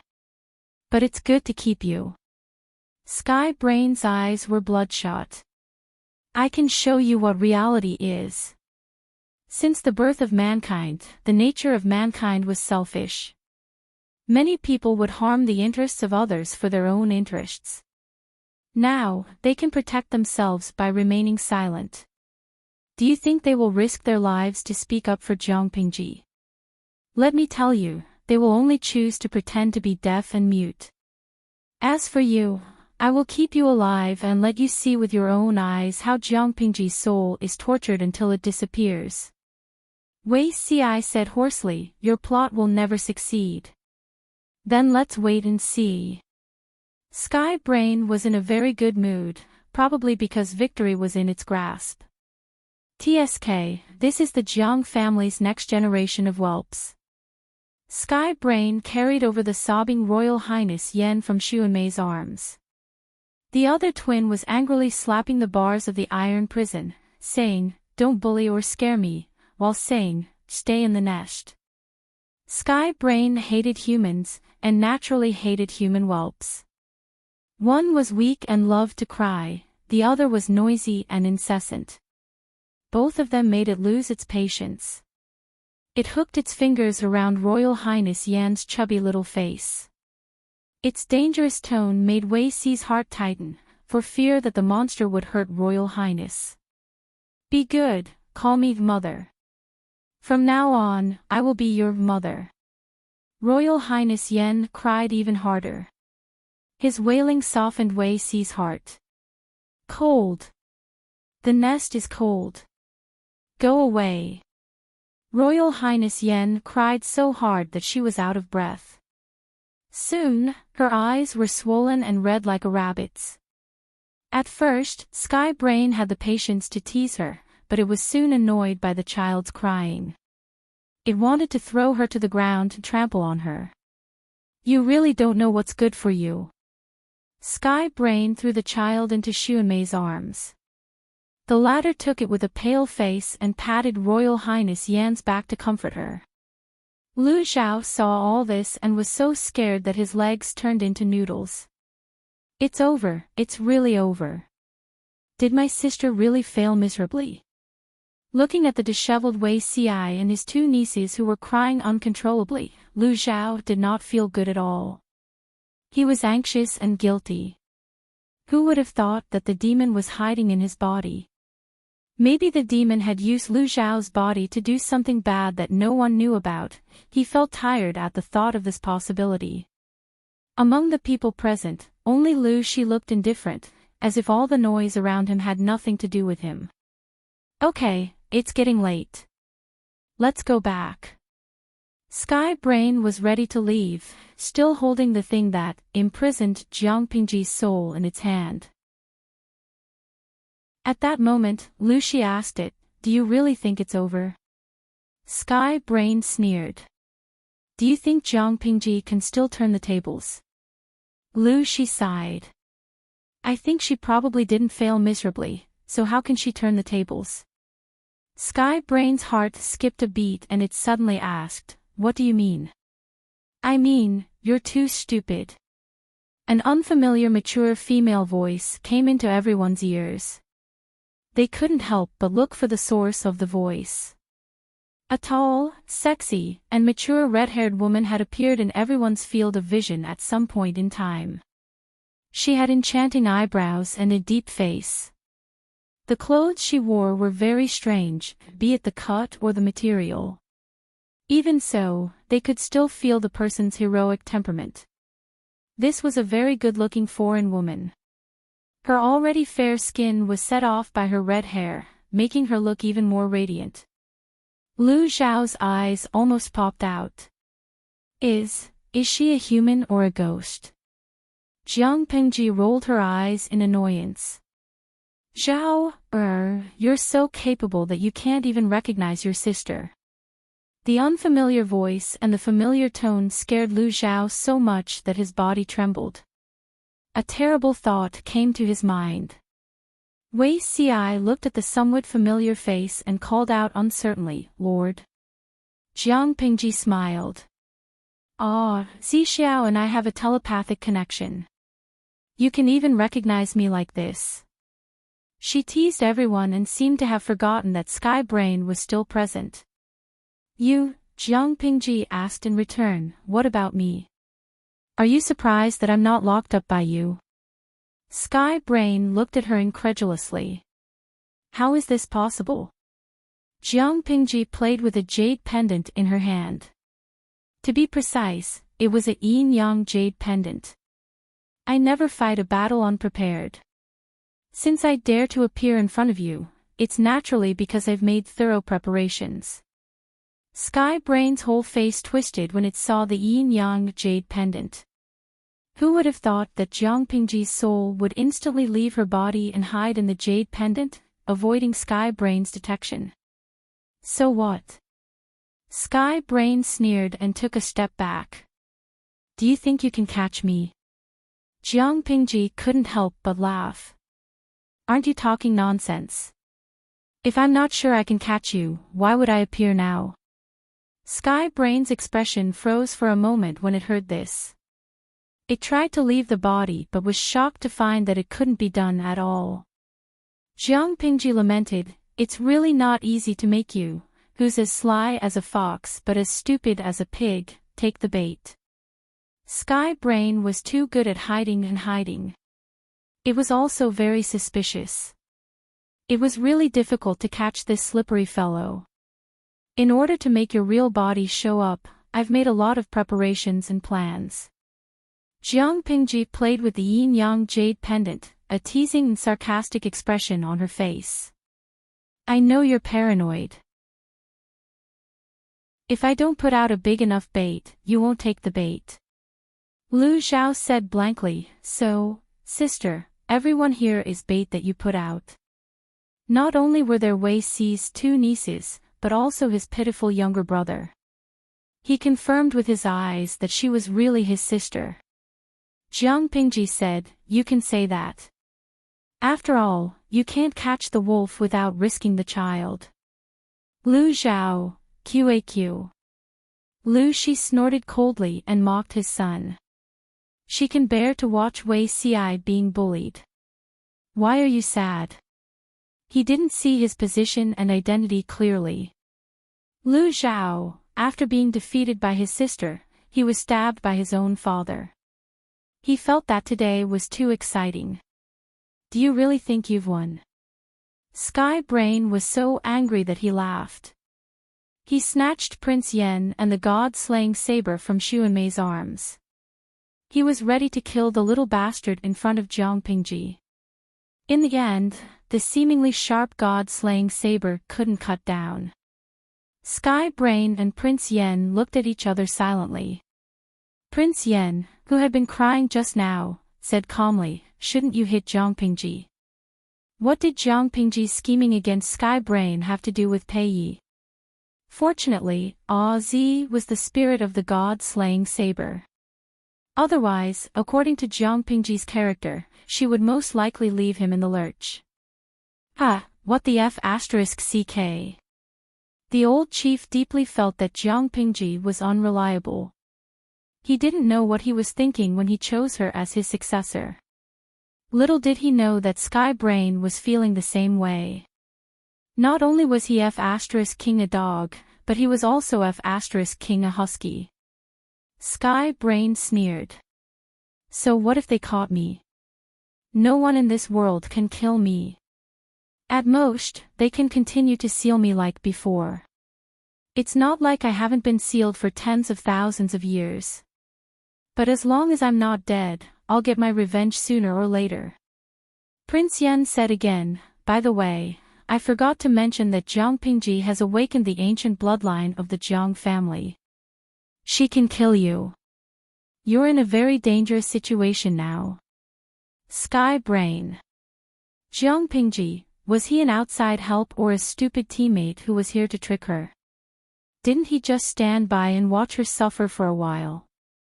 Jiang Pingji sneered and stretched out her hand. A strange flame rose from her palm like magic. Come, let's play with fire. Genius 1 second remember website. Mobile version. Chapter 1838. He hoped that it would be useful for other immortals, people with special abilities, immortal cultivators, aliens, and non-human creatures to participate in the construction of a stable and harmonious life in the country. Work QQ Group, 741825442 Book V Group, 8703887666 Fan Points, 5000 Guide to Live Streaming by the Empress, Squinting Eyes Face I really can live forever. Please wait for a moment.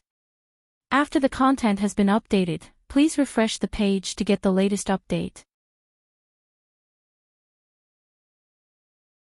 Chapter 1839. I say, your luck is really bad.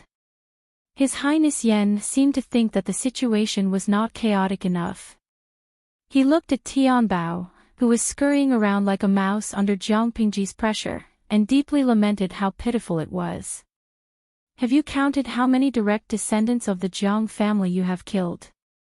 Unfortunately, Jiang Pingji, the only survivor, has awakened the ancient bloodline that no one in the Jiang family has awakened for hundreds of years. This luck is 1 in a million. Heavenly Brain's luck was exceptionally bad. There were so many people present, but she was the one who was randomly grabbed. How many pieces was he going to cut himself into? Jiang Pingji had defeated every single one of them. The Sky Brain was always unlucky. Even when it took the initiative to apply for a job, the villains didn't accept it. This kind of luck was not good for being a villain, because before the main character exploded in the universe, the villain was the most powerful. Their luck and strength were second only to the main character who had the main character's aura. From this point of view, Sky Brain was not a good villain. Especially when the main character was Jiang Pingji, the difficulty was hellish. Lu Zhao looked at His Highness Yen, who was calmly mocking the Sky Brain. Then, he looked at the two protagonists of the night, who were exchanging blows so quickly that only afterimages could be seen. He silently gulped. What kind of sin did he commit in his previous life? Why did he encounter so many strange twists and turns in this life? Are you purposely provoking that monster? Lu Zhao looked at Princess Yen with fear in his eyes. Obviously, this niece of his was also a person with a story. His Highness Yen looked up at Lu Zhao and wiped the saliva off his face. You didn't see anything. Being a child was troublesome. His teeth were not neat, and he would drool if he spoke too much. If a stranger saw her drooling face, it would damage her glorious image.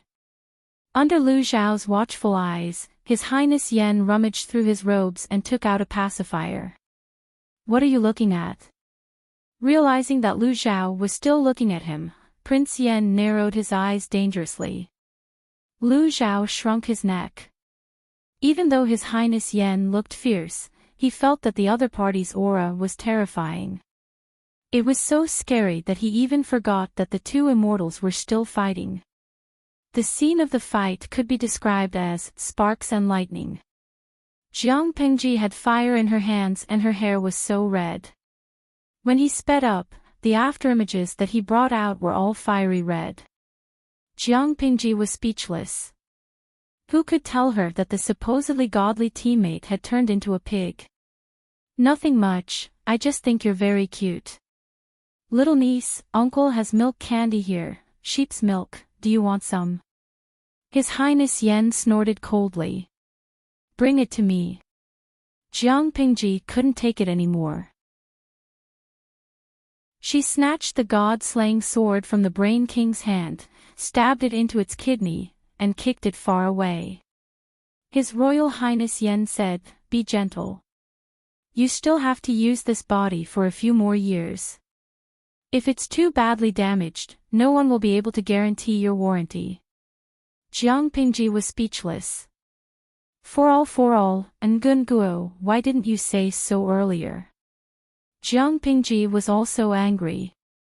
Had she told him earlier that she would treat this body this way? His Highness Yen said, I thought you were omnipotent, omniscient, and omniscient. Who knew that you didn't know? Jiang Pingji angrily put Sky Brain's hands behind its back and pressed the back of its head with her other hand. Don't try to bewitch me. I'll deal with you when I get back. Although Lu Shi's physical fitness was good, it couldn't compare to Jiang Pingji's current spiritual body. If Lu Shi's combat power was only 100th to 1,000th of her peak, then her spiritual body was half of her peak. Whether it was speed, strength, or reflexes, they weren't on the same level. Sky Brain had been tricked by Jiang Pingji. Its spiritual body couldn't escape the shackles of its physical body. Naturally, it was pressed to the ground and rubbed against it brainlessly. She rubbed it from one end of the room to the other until the floor was smooth. In the end, when she rubbed the body until it was about to fall apart, Pei Yi told her that the physical body didn't have a warranty. What the F***ck? Since that was the case, Jiang Pingji gave up the idea of toying with Sky Brain like a mouse. She decided to end the battle quickly. Lu Zhao and the others watched helplessly as the enchanting red-haired foreign sister turned into a mist of light and merged into the physical body that Sky Brain had occupied. After a while, the body lost control and fell to the ground, motionless. What's happening now? His Royal Highness Yen walked to Her Royal Highness Lian's side. Separated by the iron cage, the girl was crying so hard that her nose was running. Yes, I'm here. His Royal Highness Yen stretched out his hand through the gap in the bars and patted Her Royal Highness Lian's soft hair. Don't cry. Her Royal Highness Lian pouted, her bright red eyes tearing up again. Even though she didn't know what it was called, it had indeed left a huge trauma in her heart. She was trapped in the iron cage while others were hurting her sister. Only after many years did she realize that it was the powerlessness of the weak. His Royal Highness Yen wiped the saliva off the pacifier and stuffed it into Her Royal Highness Lian's mouth to stop her from crying. Lu Zhao couldn't help but complain, "Can't you get a clean pacifier?" His Royal Highness Yen said slowly, "There's only one." Lu Zhao immediately said in an obsequious manner, "My little niece knows how to share blessings and care for her sister at such a young age. You're the best." His Royal Highness Yen snorted. He didn't like Lu Zhao's obsequiousness. At that moment, Feng Yu, who hadn't made a sound the entire night, somehow opened the iron cage and sat beside His Royal Highness Yen without a word. He took out a pacifier of the same design but a different color and a sweet milky candy. "Good girl." His Royal Highness Yen patted Feng Yu's head and the latter smiled like a puppy. Lu Zhao was speechless. He didn't know where to start complaining about such double standards. Most importantly, Lu Shi looked up lazily. "Can you let us out now?" It was painful to be locked in the iron cage. Ouch. It hurts. At that moment, Jiang Pingji, who had been a corpse for a long time, finally moved. She lay on the ground like a salted fish and said softly, "I think I need an ambulance or a nourishment chamber to heal my body." She didn't pay attention to the strength when she hit him just now. When she returned to her body, she realized that her entire body hurt. My lord." Wei Ci looked at her and didn't dare to approach her. It wasn't that he didn't recognize her, but he didn't dare to touch her since she was injured all over. Seeing the familiar Wei Ci, Jiang Pingji whimpered and said softly, "Zixiao, it hurts so much. You have to hug me." Wei Ci let out a long sigh of relief and smiled. "Okay, as long as you want." His Royal Highness Yen asked, "Where's the brain?" It was Jiang Pingji's first time being carried by Wei Ci in a princess manner. She didn't want to talk to anyone for a while. "I'm back. That guy is naturally finished." As he finished speaking, a bright blue ball of light appeared in his palm. Upon closer inspection, the ball of light was actually a flowing liquid. It was the purest form of spiritual energy after the brain was burned. The ball of light seemed to be attracted by something and floated up slowly. Like flowing water, it stuck to the blade of the god-slaying saber and sank into it. At that moment, the incomplete totem patterns on the blade suddenly lit up, revealing a relatively complete appearance. It was a simple drawing of a celestial being drunk and lying on the clouds. His Royal Highness Yen stared at the drawing for a long time. Jiang Pingji couldn't help but roll her eyes. It looks like you have a lot of secrets on you. Let's have a private talk later. His Royal Highness Yen came back to his senses and snorted. This drawing looks like it's missing a piece. Lu Zhao moved closer to take a closer look. Jiang Pingji said, it's indeed missing a piece. The system's 7 emotions and 6 sensory pleasures, Lu Shi had yet to return to his position. Naturally, it was incomplete. Lu Zhao wisely chose to shut up. He was afraid that Jiang Pingji would take the opportunity to kill Lu Shi and return to her position. Xuanmei, take the saber. I'm afraid Xiaoyu is waiting for you. Let's go together. The rest of you go back. The sudden disappearance of living people, especially the disappearance of Jiang Lian and Jiang Yan, would probably cause a huge commotion in Wanzhou. Lu Zhao asked blankly, how do we go back? As soon as he finished speaking, Feng Yu patted the door frame and gestured for him to come over. It turned out that a door had been erected in the room for some time. Outside the door was not winter, but an exquisite courtyard. Lu Zhao was speechless. As a mortal, he had fallen into a group of celestials. The pressure was really great. When Lu Shi and the others disappeared, the door disappeared as well. Jiang Pingji said, Xuanmei, it's been hard on you all these years. However, Xuanmei's expression was gloomy. It's okay. I just hope that you can understand Xiaoyu's pain. Jiang Pingji said, of course. After leaving the farm, Xuanmei couldn't help but run to the figure waiting outside. The two of them hugged each other. Wei Ci was still a little absent-minded. My lord, is it over? Jiang Pingji coughed. It's over. How is that possible? Wei Ci's nerves suddenly tightened. He was like a bird startled by the mere twang of a bow. Jiang Pingji said angrily, why are you reacting so strongly? Wei Ci was speechless. Could she blame him? Jiang Pingji said, we, the world, and the future of prosperity and peace. Everything has just begun. As she spoke, Su Ke and Xuanmei came over one after another. After going through so many hardships and fighting with the enemy for 300 rounds, I finally didn't let down my promise to Xiaoyu. Jiang Pingji was now covered in wounds. Even though the moonlight was weak, Su Ke could see the injuries and bruises on her face and arms. I'm back. Su Ke's eyes were slightly red as he listened. Just by looking at the injuries, he knew how much his lord had gone through. His heart ached and he was worried, but he also breathed a sigh of relief. He bowed and said, your subject, Su Ke, greets my lord. Xiaoyu, do you know? That enemy was so powerful and cunning. I almost lost to it. Jiang Pingji was injured, but she was still restless. She bragged about the enemy, and she was the victor who was stronger than the enemy. Su Ke repeatedly agreed.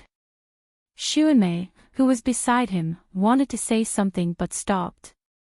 As a witness who witnessed everything and knew that Jiang Pingji's injuries were caused by someone, she was now under a lot of pressure.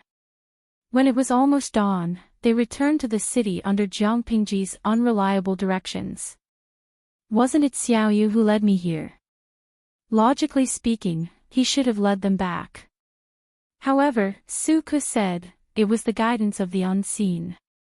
I didn't remember the way. It was also his first time back to the North Abyss. Jiang Pingji was speechless. At that moment, the sky was slightly bright. A tall and slender figure stood in front of the mansion. The snow on his shoulders was heavy. It was obvious that he had been standing there for a while. Jiang Pingji recognized him at a glance. Wenjing. The man turned around upon hearing her voice. At that moment, the morning light broke through the clouds, and the haze in everyone's hearts was swept away. The sky was clear and the clouds were light. Everything was just right. Chapter 1840. For the first time in her life, Jiang Pingji knew what it meant. Fighting was fun for a while, but it was a crematorium afterward. For 2 or 3 months she lay like a corpse in bed, and it was not until the cold of winter began to thaw and spring began to blow that she was finally allowed to walk. Her external injuries were still manageable, but the stabs from the god-slaying saber were too ruthless and difficult to heal. Even Jiang Pingji's doctor scolded the perpetrator more than once for being savage. Qiguan Rang often came to visit. His expression was solemn every time, and his right hand could not help but clutch something. Jiang Pingji said, "I know it's hard for you to bear with it. Bring me your favorite fan later." "Why did you deliberately remove it?" Qiguan Rang had no other problems except for his fan fetish. Unfortunately, Jiang Pingji was an injured patient and the room could not be exposed to the wind. He said, "I'm not used to it for a while, so I'll just bear with it. But my lord's body, you have to be more careful in the future." Jiang Pingji's entire body was covered in minor and major injuries. She was tied up like a mummy. At first, only her eyeballs and mouth could move. "The enemies are all dead. Who else can hurt me? I won't have the chance to not be careful in the future even if I want to." Qiguan Rang did not speak after hearing that. But every time he left, Jiang Pingji suspected that Qiguan Rang was going to fight someone. Wei Ci said, "Wenjing is anxious." Jiang Pingji said, "Fortunately, he doesn't know the truth. Otherwise, it won't be easy to clean up." As a patient, Jiang Pingji looked calm and collected on the surface. She looked like an otherworldly master, but in fact, her heart was bleeding like a river. If she had known that she would have to bear all the pain by herself, why did she have to be so ruthless that night? A blunder, a blunder. Because of the habit she had developed over the years, Jiang Pingji could wake up very early. She could not move blindly due to her injuries, so she could only lie down all day to pass the time. At this time, she especially missed the live streaming room, watching the group of salted fish talk nonsense. The day passed in a flash. However, actually, it was all right. After all, they had said goodbye before leaving. It was considered an explanation to the salted fish. Jiang Pingji looked at the flying snow outside the window and thought about it. Wei Ci was serving her lunch. Seeing Jiang Pingji's nostalgic expression, he could not help but ask. "I'm reminiscing about an old friend. We've known each other for 18 years, but I won't be able to see him anymore. I didn't have a proper farewell before I left." Jiang Pingji said, "Life is like duckweed that comes and goes. If we are fated, we will be together. If we are not fated, we will part. I understand this." "It's just," Wei Ci said, "but my lord still feels melancholic." Jiang Pingji said, "Something like that. It's like something you're used to suddenly disappearing, and you feel uncomfortable all over. Wasn't Wenjing the same? Every time he comes to see me, he's afraid that the wind from his fan will freeze me, so he deliberately opens his fan outside the door, but he's not used to it. How could a habit of many years be broken after 1 or 2 sessions?" According to Wenjing, he had developed the habit of using a fan when he was 5 or 6 years old. At first, he used it to repel mosquitoes for his seriously ill mother. Later, he developed a dependence on the fan. He could not calm down or find a way to think without a fan. Jiang Pingji had been with the streaming room for 17 years and 8 months. Including her age in her previous life, the streaming room had accompanied her for 1/3 of her life. It was gone all at once. How could she get used to it? Didn't my lord say that life is like duckweed that comes and goes? If we are fated, we will be together. If we are fated, we will part. If we are not fated, we will part. Fate cannot be forced. When we separate, isn't it for the sake of reuniting in the future? If we are fated, we will meet again. Jiang Pingji suddenly thought of the words that the salted fishes had said before. If you never forget, there will be an echo. Wei Xi smiled and said, maybe that's the reason. After Jiang Pingji had her meal, she followed the doctor's advice and walked for a while in the afternoon to help her body recover. I walk slower than Lian, and the others now. Jiang Pingji held her crutches in both hands and strolled around with Wei Xi's help. Her range of activity was limited to the inner courtyard. She was tired from walking. She put her crutches aside and found a rock garden to lean on. Her forehead was sweating. My lord, it's better to walk slower. Jiang Pingji looked at him. Why? Wei Xi said, if you walk slower, they will grow up faster and catch up. Jiang Pingji was silent when she heard that. Wei Xi suddenly brushed his hand across her temple. There was a strand of white hair that was very thin but very eye-catching. The stronger one was, the more power they held, the more they were afraid of growing old. The emperors who had once unified the country and left behind countless romantic and beautiful names were all like this. It seemed that emperors throughout the ages could not escape this fate.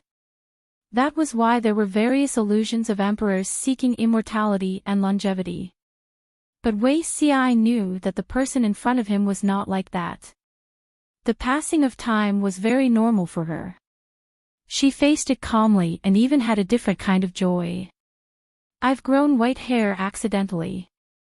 She twirled the strand of hair and looked at Wei Xi. Zi Xiao has one too. After all, Wei Xi was 6 years older than Jiang Pingji. The latter's hair was gradually turning white. How could he be immune? She tied their white hair into a knot and teased him with a smile. Is this the first step to growing old together? Wei Xi felt that his heart was about to be melted by her words. If one were to ask what was the luckiest thing in his 2 lifetimes, there was no doubt that he knew the person in front of him. While there was no one in the courtyard, Jiang Pingji wanted to kiss Wei Xi. There were benefits to being a patient. For example, Wei Xi would never refuse. Instead, he was quite indulgent. He would accept any teasing as long as it was not too excessive. Just as Jiang Pingji was about to kiss him, a familiar electronic sound rang in his ears. Ding dong, dear Commander of the 7th Federal Army Corps, Your Excellency Jiang Pingji, your new system has been maintained since XXX year XX month XX day. It has lasted for 2 months, 33 days, 33 hours and 33 minutes. It is now available again. Please take note and receive it. Jiang Pingji was speechless. What a haunting thing. Let's not talk about the strange way the system reported the update time. What was it that the system had been maintaining for so long? Was there a new function? No, there wasn't. Then why did you maintain it for so long? She thought that the system had completely disappeared. Nannies have holidays. 17 years and 8 months plus 23 days. What's wrong with maintaining it for 2 months without rest? Jiang Pingji was speechless. That's not right. His tone was not quite right. Could it be that the sky's brain hadn't died yet? No, it has. I only received its information. That's why I know all this. The previous sky's brain lived for too long. It stored too much rubbish information. I spent a long time to clean it up. The maintenance time is a little long. Jiang Pingji was silent for 2 seconds. She guessed the identity of this guy. Feng Yu. Or, the son of the old chief, the spiritual body in Jiang Pingji's god-slaying sword. These identities are mine. You can call me whatever you want, Your Excellency Jiang Pingji.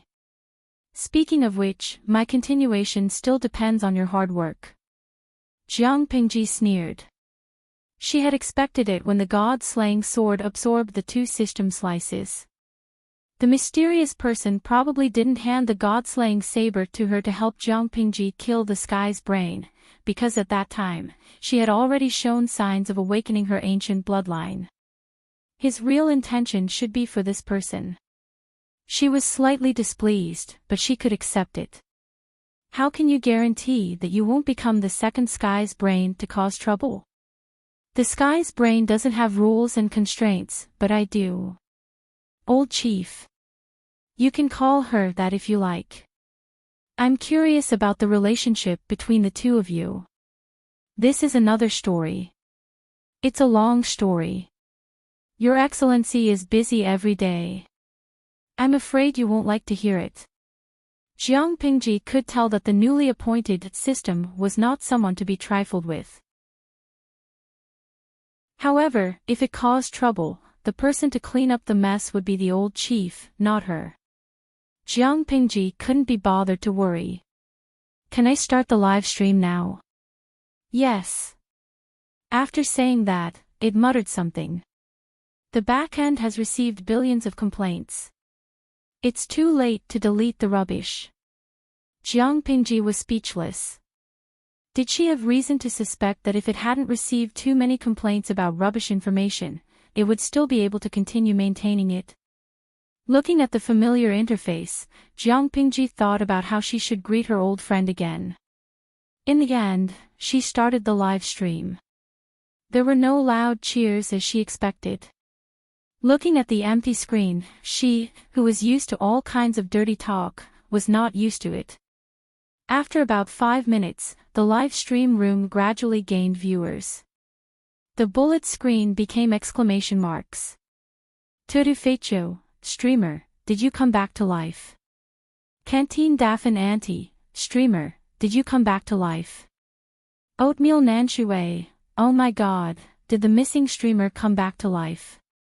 Sans Hisongshu Ningshi, amazing. The locked coffin was pried open by the streamer. Saisheng Jiangnan Fingwang Hao, oh my god, I'm going to tell my parents that the missing streamer came back to life.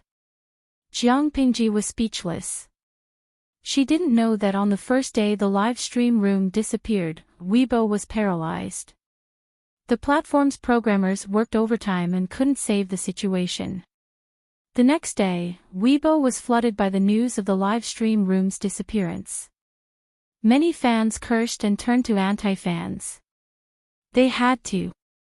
They had been following the TV series for 17 years and 8 months.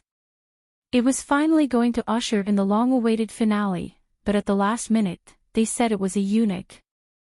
If they had known it was a eunuch, they would have said it earlier. The foreplay was done. Why couldn't they say it at the critical moment? The fans who cared about Jiang Pingji and the angry anti-fans fought on Weibo for 3 days and 3 nights. The trending topics took turns dominating the list. The other celebrities who wanted to buy trending topics were miserable. A lot of money was spent, but they couldn't even find a trace. Such a chaotic battle lasted for 7 days. The netizens felt that they could fight for another 800 rounds. The programmers who woke up in the ICU with their livers complained on Weibo, begging them to stop fighting and give them a way out. After 7 days, the popularity of the matter gradually died down. On the 8th day the live stream room disappeared. There were still people who thought it would come back. Now that more than 2 months had passed, many familiar fans looked at the saved video from that year in a daze. Did this magical live stream room really exist? When they all desperately accepted reality, the live stream room sent a push notification to the fans who followed it. They were stunned. When they came back to their senses and wanted to rush into the live stream room to demand an explanation, 5 million people were already smiley face angle _. It was okay if the live stream room was full. They still had Weibo. Therefore, the programmers who had just been discharged from the hospital saw the backstage collapse again. They took a deep drag on their cigarette. Damn it, resign. Chapter 1841.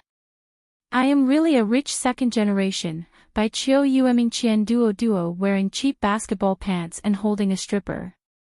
On his 20th birthday, he received a call. Duo, I got you a piece of land. SF Express. Thank you to my parents for solidifying my flesh and blood, thank you to my parents for shaping my soul, thank you to my parents for making me a rich second generation. Actually, it wasn't easy being a second-generation rich kid.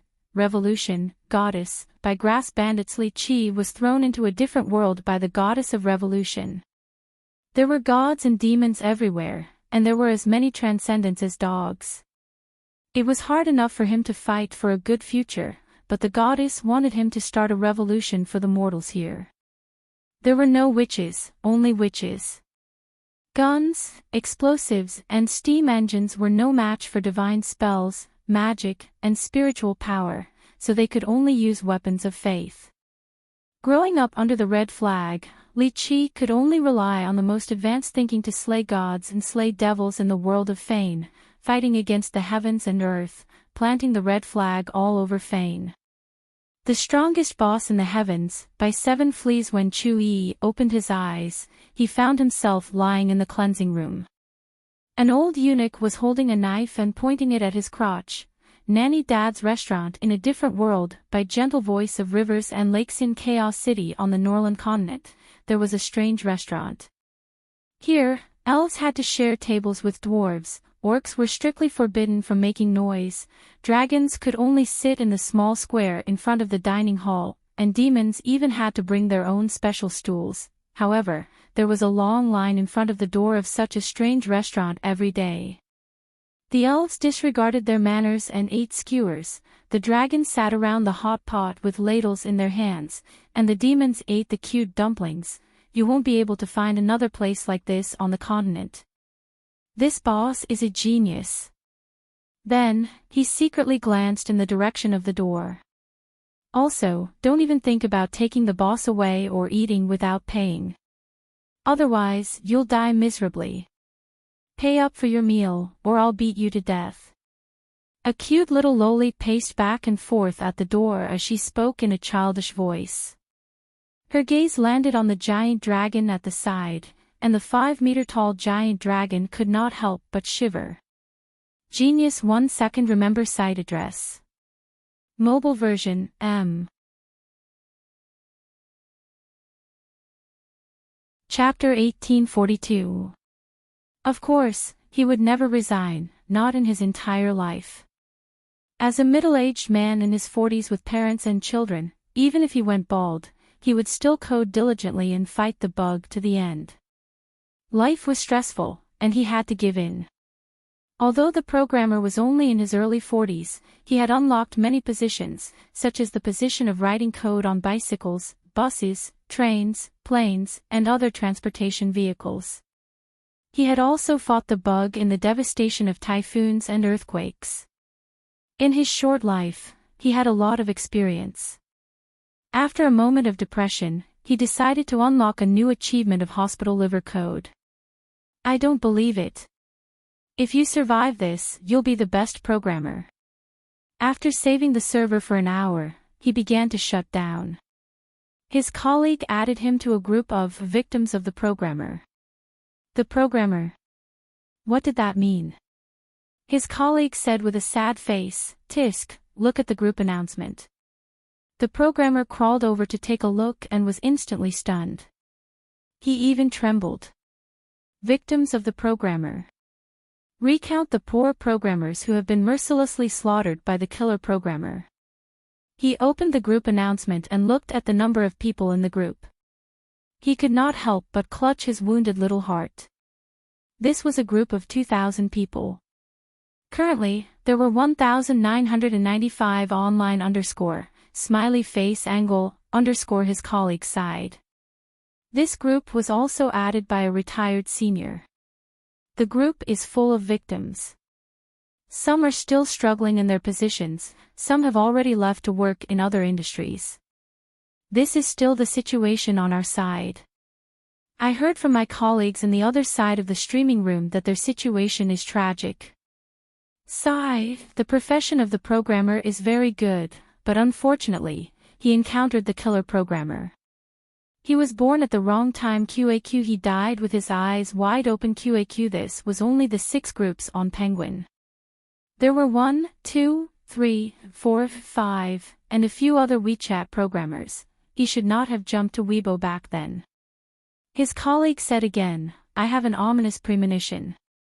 Maybe the great emperor wants to rush his performance and kill a few more programmers as a sacrifice to the heavens.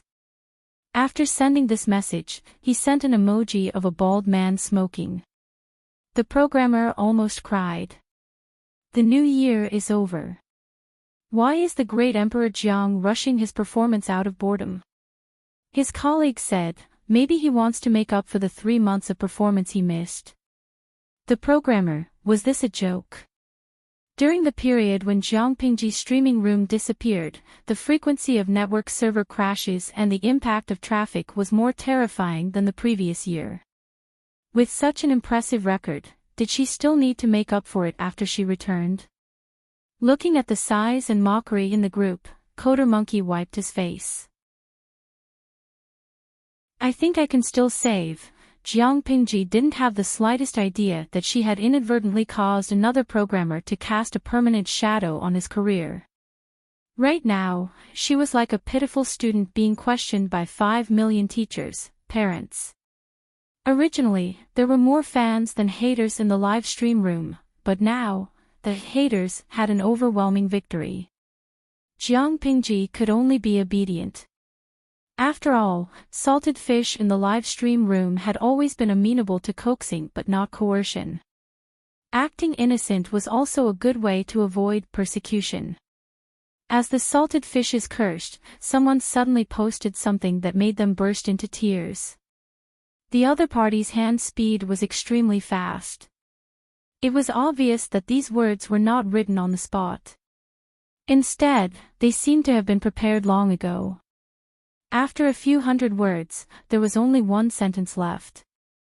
It's good that you're all right.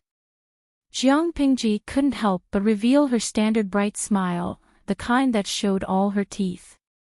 Yes, I'm all right. Tudu Feicho, I've been worried that something happened to the streamer. That military salute was too scary. Gue Kaiguo Fengxiu, promise us that you won't do military salutes so often in the future, okay? Jiang Pingji's military salute at that time was the worry and anxiety that they would have to repay in the future. Jiang Pingji said helplessly, at that time, I was worried that I wouldn't be able to come back. Even if I came back, the possibility of the live stream room existing was not high. It's just that I don't know how to explain it to you. Look, I've been recuperating for 3 months, and I still can't walk normally. How pitiful, I almost died. When I was on the brink of death, all I thought about was you guys. It's you guys, the cute and amiable little angels, who gave me the strength to climb over the line between life and death. I love you guys, really, more true than pearls. Even though he knew that Jiang Pingji was talking nonsense, the sentimental salted fish was still fooled and cried loudly. Just as Jiang Pingji said, she was still so weak after recuperating for 3 months. It was obvious how dangerous it was when she was injured.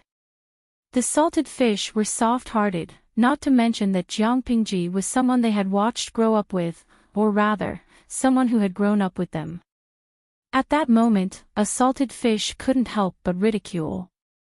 Gurengui Gurengue after a rain, I bet that the little angels you mentioned definitely don't include creatures like the coder ape. In an instant, the bullet screen became a hot topic, and it even became a trending topic. Shinla sai kukai, ha ha ha, I'm dying of laughter. You can't get over the coder ape joke, can you? Shuoxia, how can it be so easy? After all, the three treasures of the live stream room are the streamer, the salted fish, and the coder ape _ smiley face angle _. Jiang Pingji expressed that she didn't know anything. Innocent, pitiful, and weak JPG. Of course, there was no lack of fans who thought that the streamer was invincible. They didn't believe Jiang Pingji's words. The streamer was such a powerful person, how could she be easily beaten to the point of hovering between life and death? When Wei Ci came over and carefully accompanied her on a walk with her walking stick, this wave of salted fish was also sad. They had only been away for 3 months, and their daughter had been violently beaten up.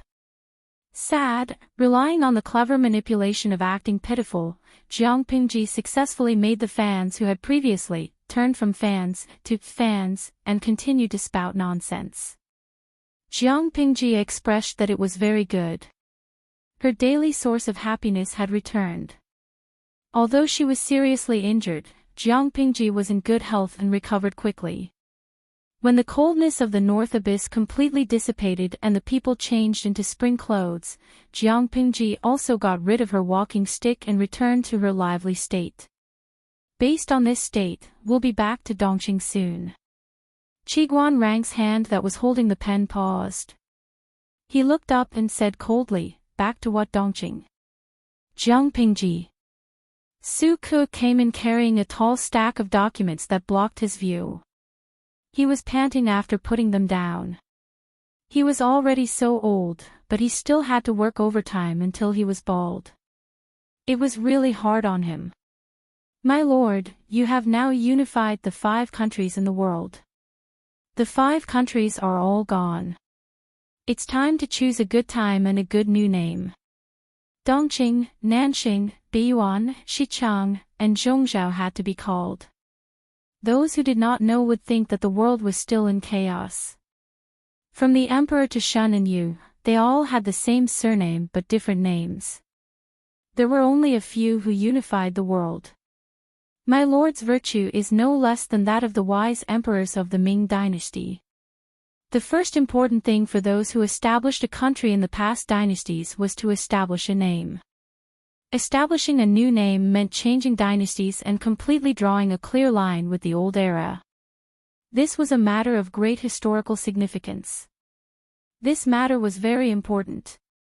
Jiang Pingji said, do we still have to choose? Of course it's Jiang. Su Ke was stunned. Choose the surname as the name of the country. My lord, are you sure you want to be so casual? At the very least, it would give those talented ministers a chance to show off their knowledge.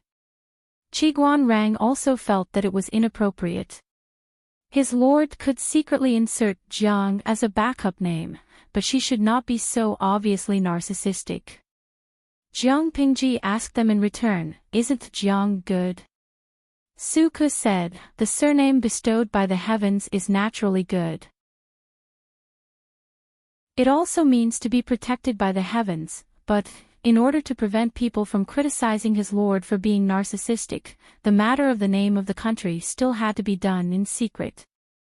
Jiang Pingji said, how were the names of the countries chosen in the past? Choosing a country's name was a very serious matter. Looking at the various dynasties and generations, one would find that the name of a country had a certain origin. For example, the place of origin of power, the original title of nobility, the place of ancestral home, or being affiliated with a once powerful dynasty to gain popularity. It was not that there were no countries that used their surnames as their names, but it was very rare. Moreover, Jiang Pingji's situation was a little special. If she decided to use Jiang as the name of the country, she would be criticized for not being reserved. Smiley face angle, even though his lord had always regarded narcissism as a virtue. Then we'll decide it secretly. After listening to Su Ke's long speech, Jiang Pingji said, I'll listen to the opinions of the ministers. Su Ke was speechless. Didn't my lord think that the first half of the sentence was very contradictory? If it was up to the ministers to decide, they would definitely avoid using the country's surname, but my lord wanted to decide it internally. Qiguan Rang said, "We'll discuss it when we get to the capital." Jiang Pingji seemed to have drunk too much and asked in a daze, "What the hell is the capital?" Su Ku reminded her, "Before my lord went to Beiyuan, didn't you set the capital of Pingfengdu in Xuanzhou, Zhongzhou?"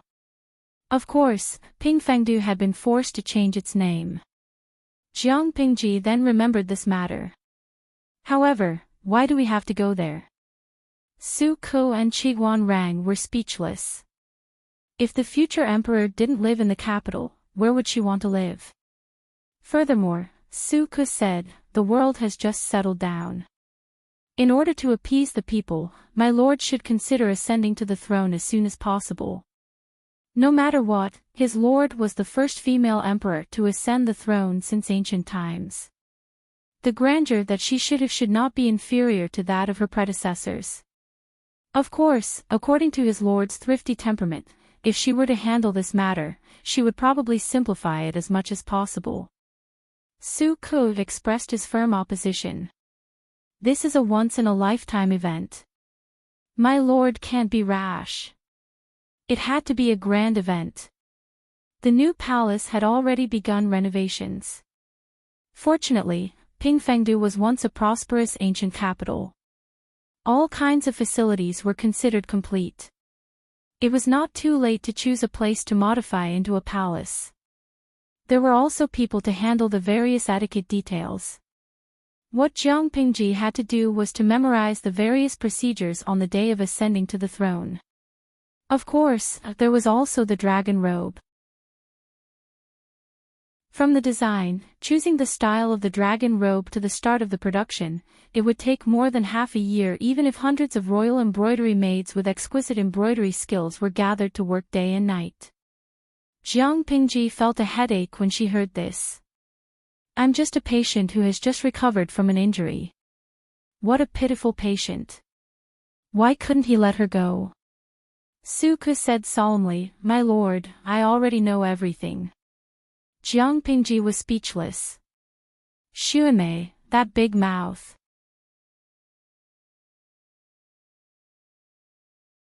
Chapter 1843. Be brave enough to admit your mistakes and never repent. These 8 words were probably referring to Jiang Pingji herself. Just a few days ago, he had promised her nicely, but a few days later, he went back on his word. Every time he looked for her, he would have to run errands for her. Su Ku and the others couldn't help but have a rebellious thought. Their lord's injury wouldn't recover so quickly. Smiley face angle, seriously, the lord who had recovered her vigor was like a monkey. She jumped up and down and could not be found at all. There were many things that no one could handle except for Jiang Pingji. This was limited to matters related to the ascension to the throne. Jiang Pingji was particularly impatient with these empty rituals. She did not like them. Qiguan Rang and the others had no choice but to pass this heavy responsibility to Wei Ci. No matter where Wei Ci was waiting for the Lord, he must let her settle the matter so that the day of the ascension to the throne hall would not be delayed. Wei Ci, Jiang Pingji couldn't help but slap the table and laugh maniacally. Wenzheng and the rest have also learned bad things. They're driving so fast that they can fly. After being together for so many years, Wei Ci could now understand some of the weird things that Jiang Pingji said. He could not help but blush. "What do you mean, my lord?" Jiang Pingji hooked her arms around his neck and breathed lightly into his ear. She said ambiguously, "What if Xixiao is blocking someone in between the sheets?" Wei Ci, nonsense. Wenzheng and the others were all decent people. How could they be like their lord, who would speak dirty words at the drop of a hat and say such shameful and vulgar things? However, since Xixiao took the initiative to deliver himself to me, I won't stand on ceremony and will kindly accept it. Jiang Pingji's arms slithered into his clothes like a snake. The skin under her palms was warm and firm. She could feel his heartbeat through his skin. Every minute of the night is worth 1,000 gold. Wei Si raised his hand and grabbed Jiang Pingji's hand, which was randomly lighting the fire. His posture was that of Lu Xiaohui and he did not move. I don't care. My lord has already made her choice. We'll talk about other things after we're done with our business. In any case, it was an important task entrusted by Qiguan Rang and the others. Wei Si could not let Jiang Pingji fool him. Jiang Pingji was speechless. How long had it been since she had eaten meat? Wei Si had to say something that spoiled the mood at this time. She had to hand it to him. My color is not as good as these drawings. Jiang Pingji twirled the few drawings between her fingers. They were all ideas about the newly made dragon robes for women. If Jiang Pingji was a man, she could make some modifications based on the predecessor's style, but she was a woman. She couldn't follow the old pattern. After all, she was the first female monarch in history. Every detail had to be unique. For this reason, Master Yuanjing and a few other knowledgeable scholars gathered together to look for documents and materials. They tried to change the dragon robe into one that was most suitable for her. It took a lot of effort to submit 8 sets of blueprints. Almost all of them could be used, but it still depended on Jiang Pingji's personal preferences. After she made up her mind, this dragon robe would also serve as a template for future emperors. It was of great significance. However, Jiang Pingji had an unusual sense of beauty. It would be fine if she just randomly chose one, but the key was that someone beside her had to tell her the meaning of every detail of every drawing and every detail of the dragon robe. They had to ask her if it was okay and if she wanted to change it to something else. Jiang Pingji's eyes were filled with mosquito-repellent incense when she heard the last part. After hiding for a few days, he finally could not resist Wei Si's temptation and walked right into the trap. Zixiao had also learned bad things. Wei Si said, "My lord's color is naturally unparalleled in the world, but I thought that my lord's appearance in the dragon robe would make heaven and earth pale in comparison."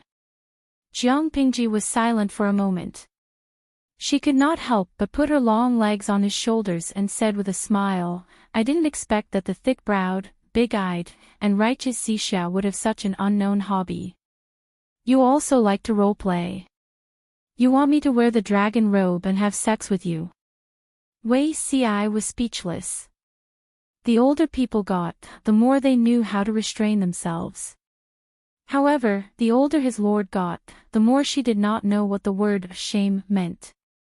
He said it so casually, but he felt that he was too shy. How can I not agree to Zixiao's request? The drawing of the dragon robe that was presented was not fancy. It looked simple, but it could not hide its calmness and grandeur. It was also a 12-chapter royal robe and 12-chapter royal robe, but the style was somewhat different from what people knew. It was more inclined towards a woman's figure. Among them, the 12-chapter royal robe was made of copper and the robe was made of silk. It was black on the outside and vermilion on the inside. The front and back of the robe were 1 foot wide and 2 feet and 4 inches long. There were 12 robes at the front and back, and they were pierced with colorful jade beads. The colors were red, white, green, yellow, and black. The content was supported by literature. As for the 12-chapter royal robe, there were 8 robes drawn on the robe. The sun, moon, and dragon were on the shoulders, the stars, mountains, and rivers were on the back, and the fire, insects, and zhongyi were on the sleeves. The 4 chapters of the robe were Zhaozhao, Mi, Yi, and Fu. The middle sheet was made of plain muslin, and the color of the robe matched with the robe. In addition to the overall style, there were also jade accessories that dazzled Jiang Pingji. Even the readers would find it difficult to understand. She also didn't know how those great scholars had the time to go through so much trouble for so long, and even came up with several versions.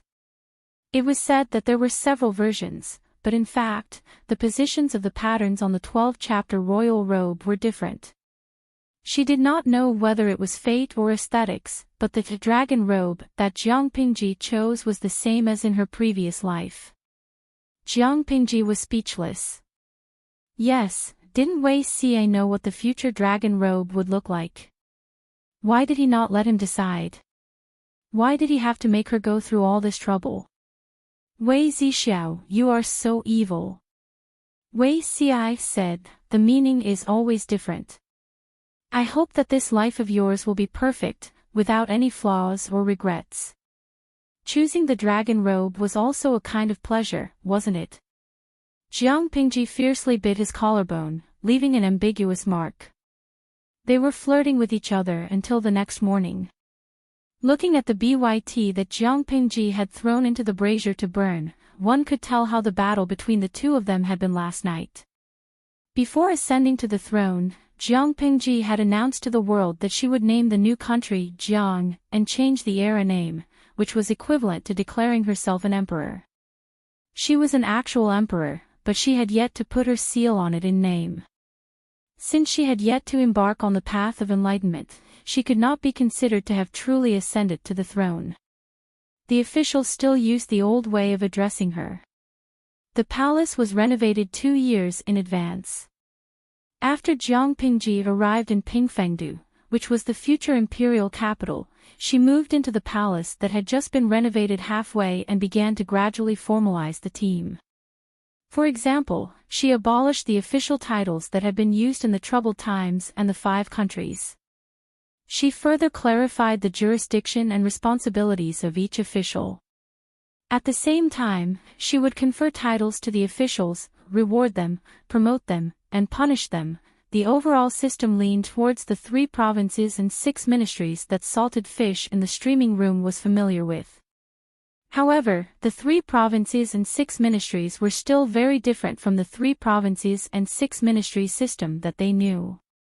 The most obvious point was that Jiang Pingji's control of power was more centralized, reducing the room for the aristocrats to intervene. The world had just been established, and the military power was in her hands. Even if someone used the example of the predecessors to mock Jiang Pingji, she could not be bothered to care. The so-called being faithful and righteous, honoring virtue for merit, and ruling the world, was just the world in people's imagination. With the current level of science and culture, it was impossible to achieve such a situation. As long as people had selfish motives, they would always think of ways to fight for benefits and favorable conditions for themselves. It was not that there were no truly selfless officials who ruled the world, but they were as rare as phoenix feathers and unicorn horns. It was impossible for all the civil and military officials in the court to be like that. If he allowed Jiang Pingji to delegate all her power to others, she would be killed in a few months' time. Time flew, and in the blink of an eye, it was early autumn. At the same time, the scheduled auspicious day of ascending to the throne was approaching. Not only did Jiang Pingji have to busy herself with government affairs, marking memorials from all over the country, and caring about the people's livelihood, but she also had to learn the etiquette on the day of ascending to the throne. I'm not the emperor, who am I showing the etiquette to? As a teacher, Wei Xie gave Jiang Pingji special lessons in private. Seeing her like a dehydrated salted fish, he could not help but feel sorry for her, but he was helpless. The only thing he could do was to look at his lord anxiously until her heart softened. Jiang Pingji was speechless. The older Wei Xie got, the better he was at making use of his advantages. He knew that she could not harden her heart to him. I'm really scared of you. Kiss me, and I'll continue learning. Wei Xie said, Your Majesty should address yourself as I. Jiang Pingji said, But you're my wife. You're unrestrained in front of my wife. So what if you address yourself as I? Besides, it was not like the emperor could keep saying, I, all the time. Wei Xie sighed, but he was also helpless. The two young princes were always lonely all day long. On the contrary, His Majesty was not very interested in addressing himself as I. Jiang Pingji could not help but roll her eyes. Lian learned bad things from Yan. She still calls herself lonely at such an old age. If she's lonely, then what am I? His parents were not dead, so what was lonely about lonely? Wei Ci said, but I want to hear your Majesty address me as I. Jiang Pingji was speechless. She realized that Wei Ci not only had a fetish for role-playing, but he was also a little bit of a masochist. He would only feel comfortable when he was bullied and oppressed. However, what could she do? She had to spoil her own little princess. My greatest regret is that I can't give you a legitimate identity. Jiang Pingji pretended to be serious as she held his hand. This was not only her regret, it was probably also Wei Ci's regret in his previous life. However, Wei Ci said with relief, it's the fortune of 3 lifetimes to watch the mountains and rivers together with your Majesty.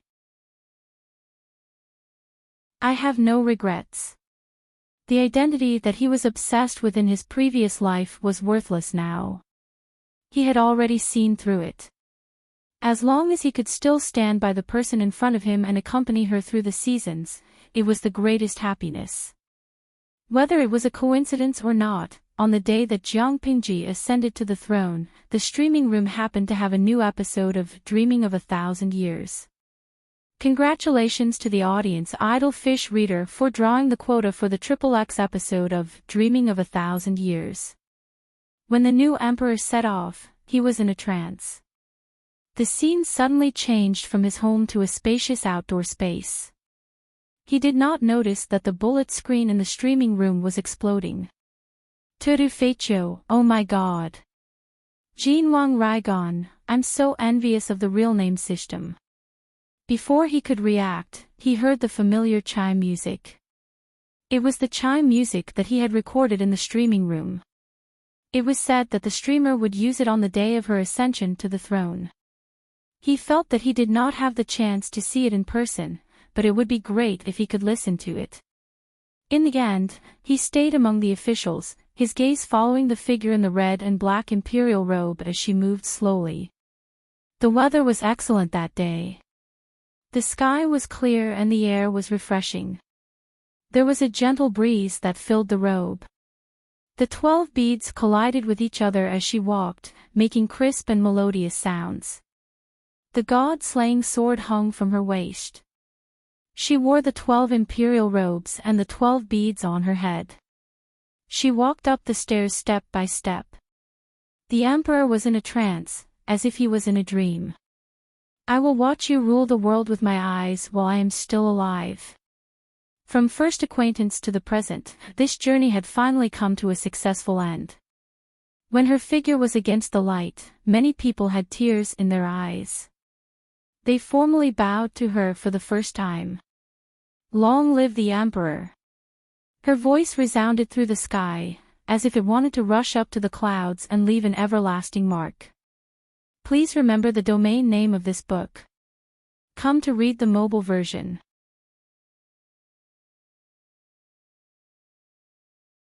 Chapter 1844. It was midsummer and cicadas were chirping outside the courtyard. The hot weather made people upset and even affected the mood of the chess players. If you don't think about it carefully before you play, I'll win this game again. Qiguan Rang held a feather fan in his left hand and waved it gently. Every feather was white and clean. The handle of the fan was made of flawless white jade. The pendant of the fan was a beautiful lotus flower. The long tassels hung down and piled up on his knees. From afar, it looked like a thick cloud that was about to disperse. He sat on a mat with a complicated chess game in front of him. The person sitting opposite him was Fengzhen. There were rumors in the court that Qiguan Rang and Fengzhen didn't get along. In reality, other than their conflicting political views, they had a good personal relationship. For example, right now, the two of them could play chess together in the middle of summer. There was a plate of golden melon seeds on Qiguan Rang's left. Fengzhen also had a plate, but there weren't as many as he had. Fengzhen looked at the losing game and hesitated. After thinking for a long time, he threw the flag back into the box and mumbled, "I lost, I lost." He didn't just lose this game, he also lost a few golden melon seeds smiley face angle, your heart isn't calm. Qiguan Rang won another game, but there wasn't any joy in his expression. Fengzhen tidied up the chessboard out of boredom. He didn't care about how many golden melon seeds he'd lost to the guy in front of him. How can I calm down? The summer is hot and dry, but the court is chaotic. His Majesty has been sick for 3 days in a row. Fengzhen, who was usually fearless, was a little scared now. He had followed His Majesty for many years and His Majesty had always been a model worker. He fought bravely and worked hard. Occasionally, he would slack off, but it didn't matter. 365 days a year, he never rested for a single day. He was always making trouble for the court officials. No one in the court dared to slack off, but now he had been sick for 3 days in a row. Every day, Fengzhen had the energy to leave early after finishing his work. Today, he still had the time to play chess with Qiguan Rang. He was so bored he doubted his life. Qiguan Rang's expression was calm, his deep eyes as quiet as a deep pool. It made people want to calm down. Everyone has 3 disasters and 9 difficulties. It's common to be sick and miss court. It's just a 3-day court. Fengzhen couldn't help but roll his eyes. What did he mean by, just a 3-day court? I'm worried about His Majesty, Qiguan Rang sneered. What are you worried about? His Majesty did not delay government affairs. Fengzhen said, I'm worried that His Majesty wants to protect CI with all his might. At this time, 5 days had passed since the meteorite incident that the two of them had planned. Her Majesty had claimed illness and called off the court 3 days ago. However, she had taken many actions in private. It was obvious that she wanted to exert pressure on them and continue to protect Wei Ci. Even though Fengzhen and Wei Ci were childhood friends, having a good personal relationship did not mean that they shared the same political standpoint. Wei Ci was dragged into the circle of aristocrats led by the Wei family, and those aristocrats were ambitious. From this point of view, Fengzhen and Wei Ci were on opposing sides.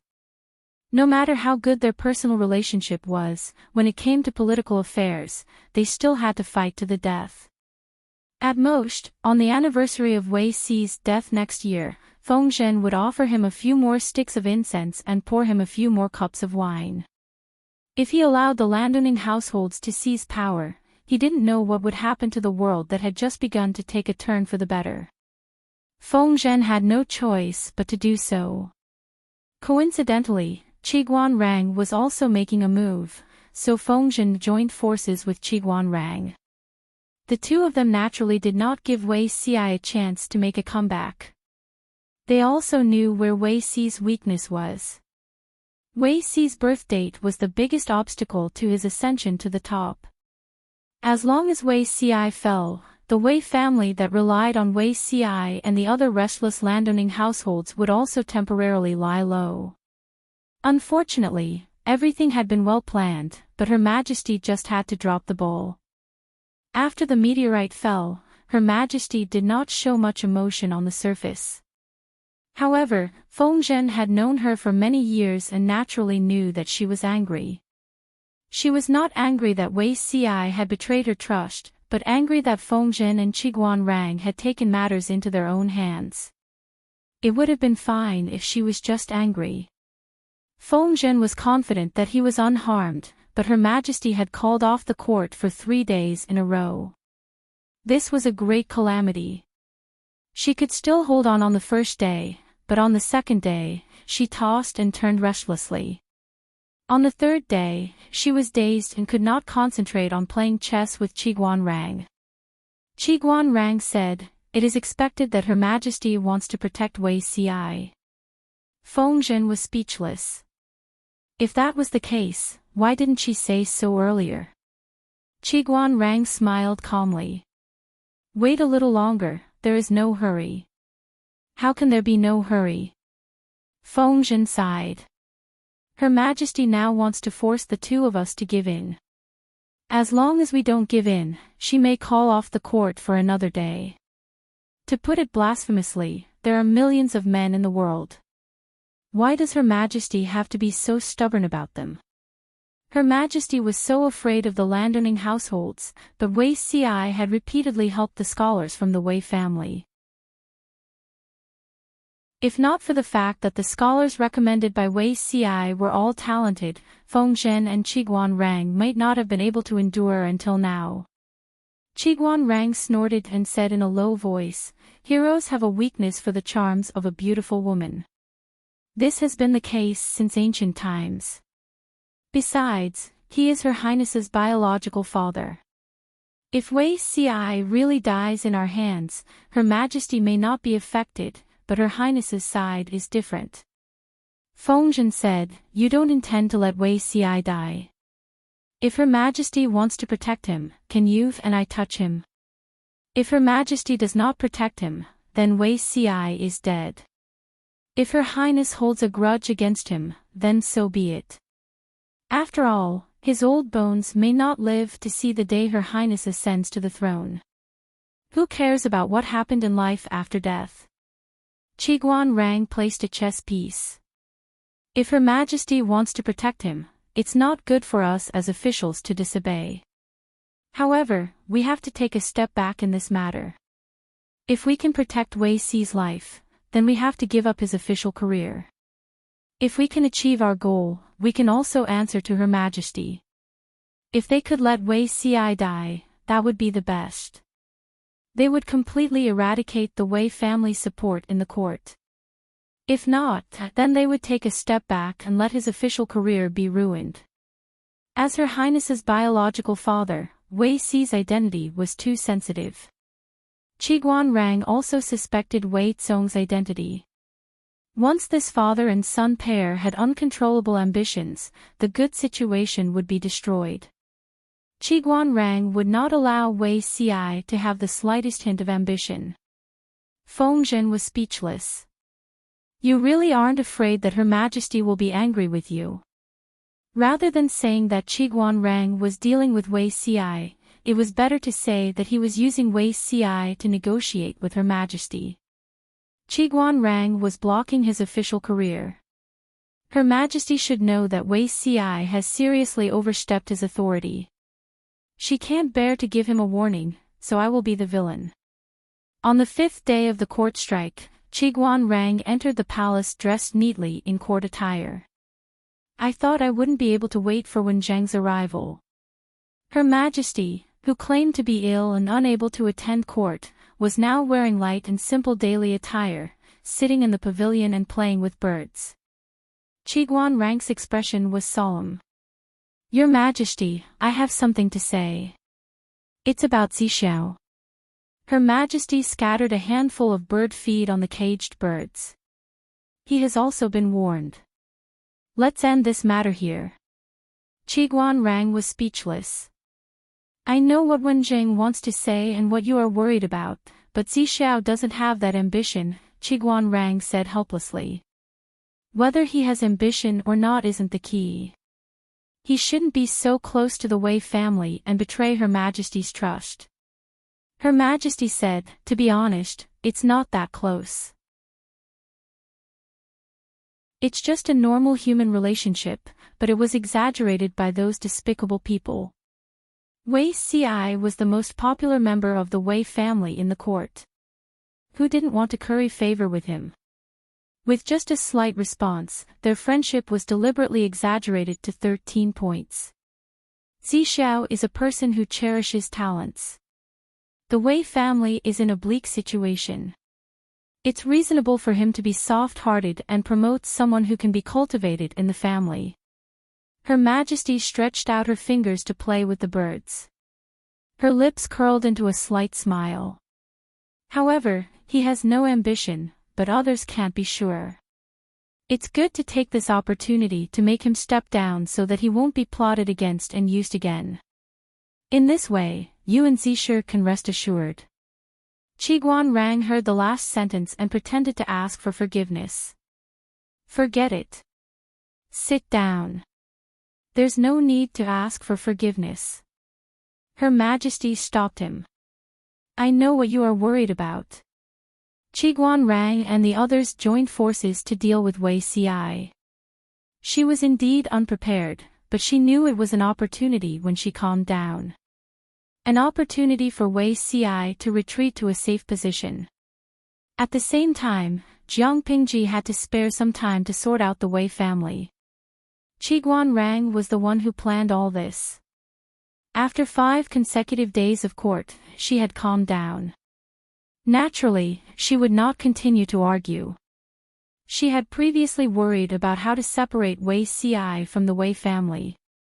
Now she had achieved her goal. Qiguanrang hesitated and asked Her Majesty in a low voice. Has Her Majesty talked to him about these things? Her Majesty was surprised. No. What's there to talk about? Qiguanrang wanted to say something but stopped. In the end, he did not voice out his worries. As long as Wei Xi was far away from the center of power, the Wei family could not cause trouble, and the position of the first prince was stable. Qiguanrang's goal would be achieved. I hope Zixiao can understand Her Majesty's painstaking efforts. Her Majesty asked Qiguanrang, why should he understand? Qiguanrang was speechless. Some things could easily cause misunderstandings without saying anything. Who in the court did not know that Qiguanrang hated Wei Xi? This hatred lasted for more than 10 years and reached its peak on the day of Her Majesty's death. Wei Xi's son, Wei Tsong, came to the palace after Her Majesty's death and threatened the position of the first prince, Jiang Yan. Qiguanrang was one of the important ministers who entrusted Jiang Yan with his son. Under his seemingly pale and calm face, there was a strong desire to kill the Wei family's father and son. Wei Tsong was rebellious and ambitious. He coveted the throne. Who told him his identity and taught him to do so? What role did Wei Xi, his father, play? Perhaps he should not have kept Wei Xi alive that year. Because of this, when Wei Xi drew his sword and committed suicide, firmly denying Wei Tsong's identity as crown prince, Qiguanrang only looked away coldly. At the same time, he regretted watching coldly from the sidelines for a full 23 years. He did not let it go until he died. Your Majesty, there is one thing. I have sinned, and my sin is unforgivable. The white-haired Qiguanrang was lying on the sickbed. His pale and sickly face was strangely flushed. This was the appearance of the last radiance of the setting sun. If I had not treated you coldly that year, perhaps the former emperor would not have. This is not your fault. Jiang Yan, who had ascended to the throne for 23 years, looked calm. So many years have passed. Why are you still brooding over it? Jiang Yan did not blame him, but Qiguanrang could not let it go. On his deathbed, he only had one wish that he hoped Jiang Yan could fulfill. After I die, I will not enter the ancestral land. Qiguanrang's voice was as weak as a mosquito, but Jiang Yan could understand what he meant. I understand. Many years later, people discovered that the grave of the famous minister Qiguanrang was a cenotaph. While scholars were struggling with this matter, Emperor Chen's mausoleum collapsed. People discovered that other than Emperor Chen, there was an unfamiliar male corpse buried with him in the main mausoleum. His identity could not be verified. An unfamiliar male corpse was also discovered in the official hall of Emperor Chen's mausoleum. The owner of the corpse was 70 years old. This person was not buried with the emperor. Instead, he was buried in the official hall of the mausoleum. According to historical research, the owner of this corpse should be an old minister of 2 dynasties, Chiguanrang. Genius in a second, remember this website's address. Mobile version.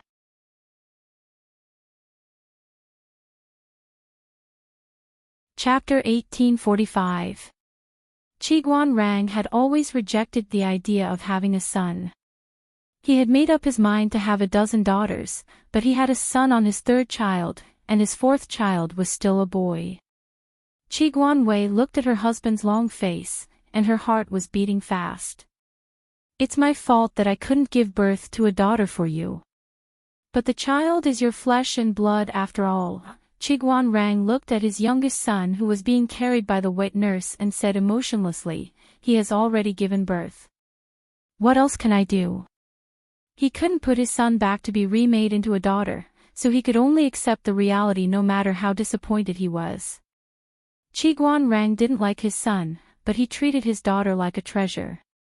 It wasn't because he wanted to make a scene or to show off, but because he really liked his daughter more than his son. Chiguan Jinghui and the 2nd Nyangzi who entered the Golden Scale Academy 2 years ago. Chiguanrang was very strict with his homework, but his only legitimate son was lukewarm. Although he didn't neglect him, he was obviously not as diligent as his daughter. Chiguanwei felt a lump in her throat, and her eyes turned red. Chiguanrang softened and comforted her, saying that it was the same to have a boy or a girl. In fact, he didn't have anything against his son. Chiguanwei was speechless. He didn't dare to say that to his eldest son. Did he feel guilty when he said that? Obviously, the word guilty didn't exist in Chiguanrang's life dictionary. The scale of his 2nd son's full moon banquet was only half of his eldest son's, not to mention his 2nd daughter's. His colleagues wanted to congratulate Chiguanrang for having a son in his old age, and those who tried to flatter him were trying to please him.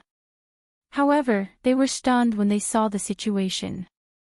The scale of the 2nd Lungjuan's full moon banquet wasn't embarrassing, but it didn't match Chiguanrang's status as the 2nd legitimate son. Chiguan Weisher looked at her 2nd son, sighing and sighing. Usually, when people gave birth to a son, they would hold a big banquet, invite guests, and have a lot of fun. But when it came to her own son, she was treated coldly. Fortunately, she had a good relationship with her master, and there wasn't any conflict between them because of this son. But as a mother, which mother would be happy to see her own child not loved by her husband? She was naturally upset. When her father, Wei Yuan's 2nd wife, who was also Chiguan Weisher's stepmother, came to visit her, she couldn't help but look a little worried. The 2nd wife said, "You're thinking too much. After so many years, how can you not know the personality of the person sleeping next to you?" No matter how much he valued his son, he wouldn't really neglect the old man in your arms. At most, he doesn't dote on me as much as he dotes on his daughter. Why do you have to worry yourself over this? The 2nd wife was only a few years older than Chiguan Weisher. Rather than calling them mother and daughter, they were more like close friends of the same age. They didn't hold back on some heartfelt words. In the eyes of the 2nd wife, Chiguanrang was indeed a rare good man. Ever since he got married to Chiguan Weisher, he only had this one wife by his side. Even when he went out to war, he did not flirt with other women, nor did he accept any beauties that his subordinates fawned on and showed filial respect to. If it weren't for the good relationship between husband and wife, Chiguan Weisher, who was almost 40 this year, wouldn't have given birth to a pearl in her old age.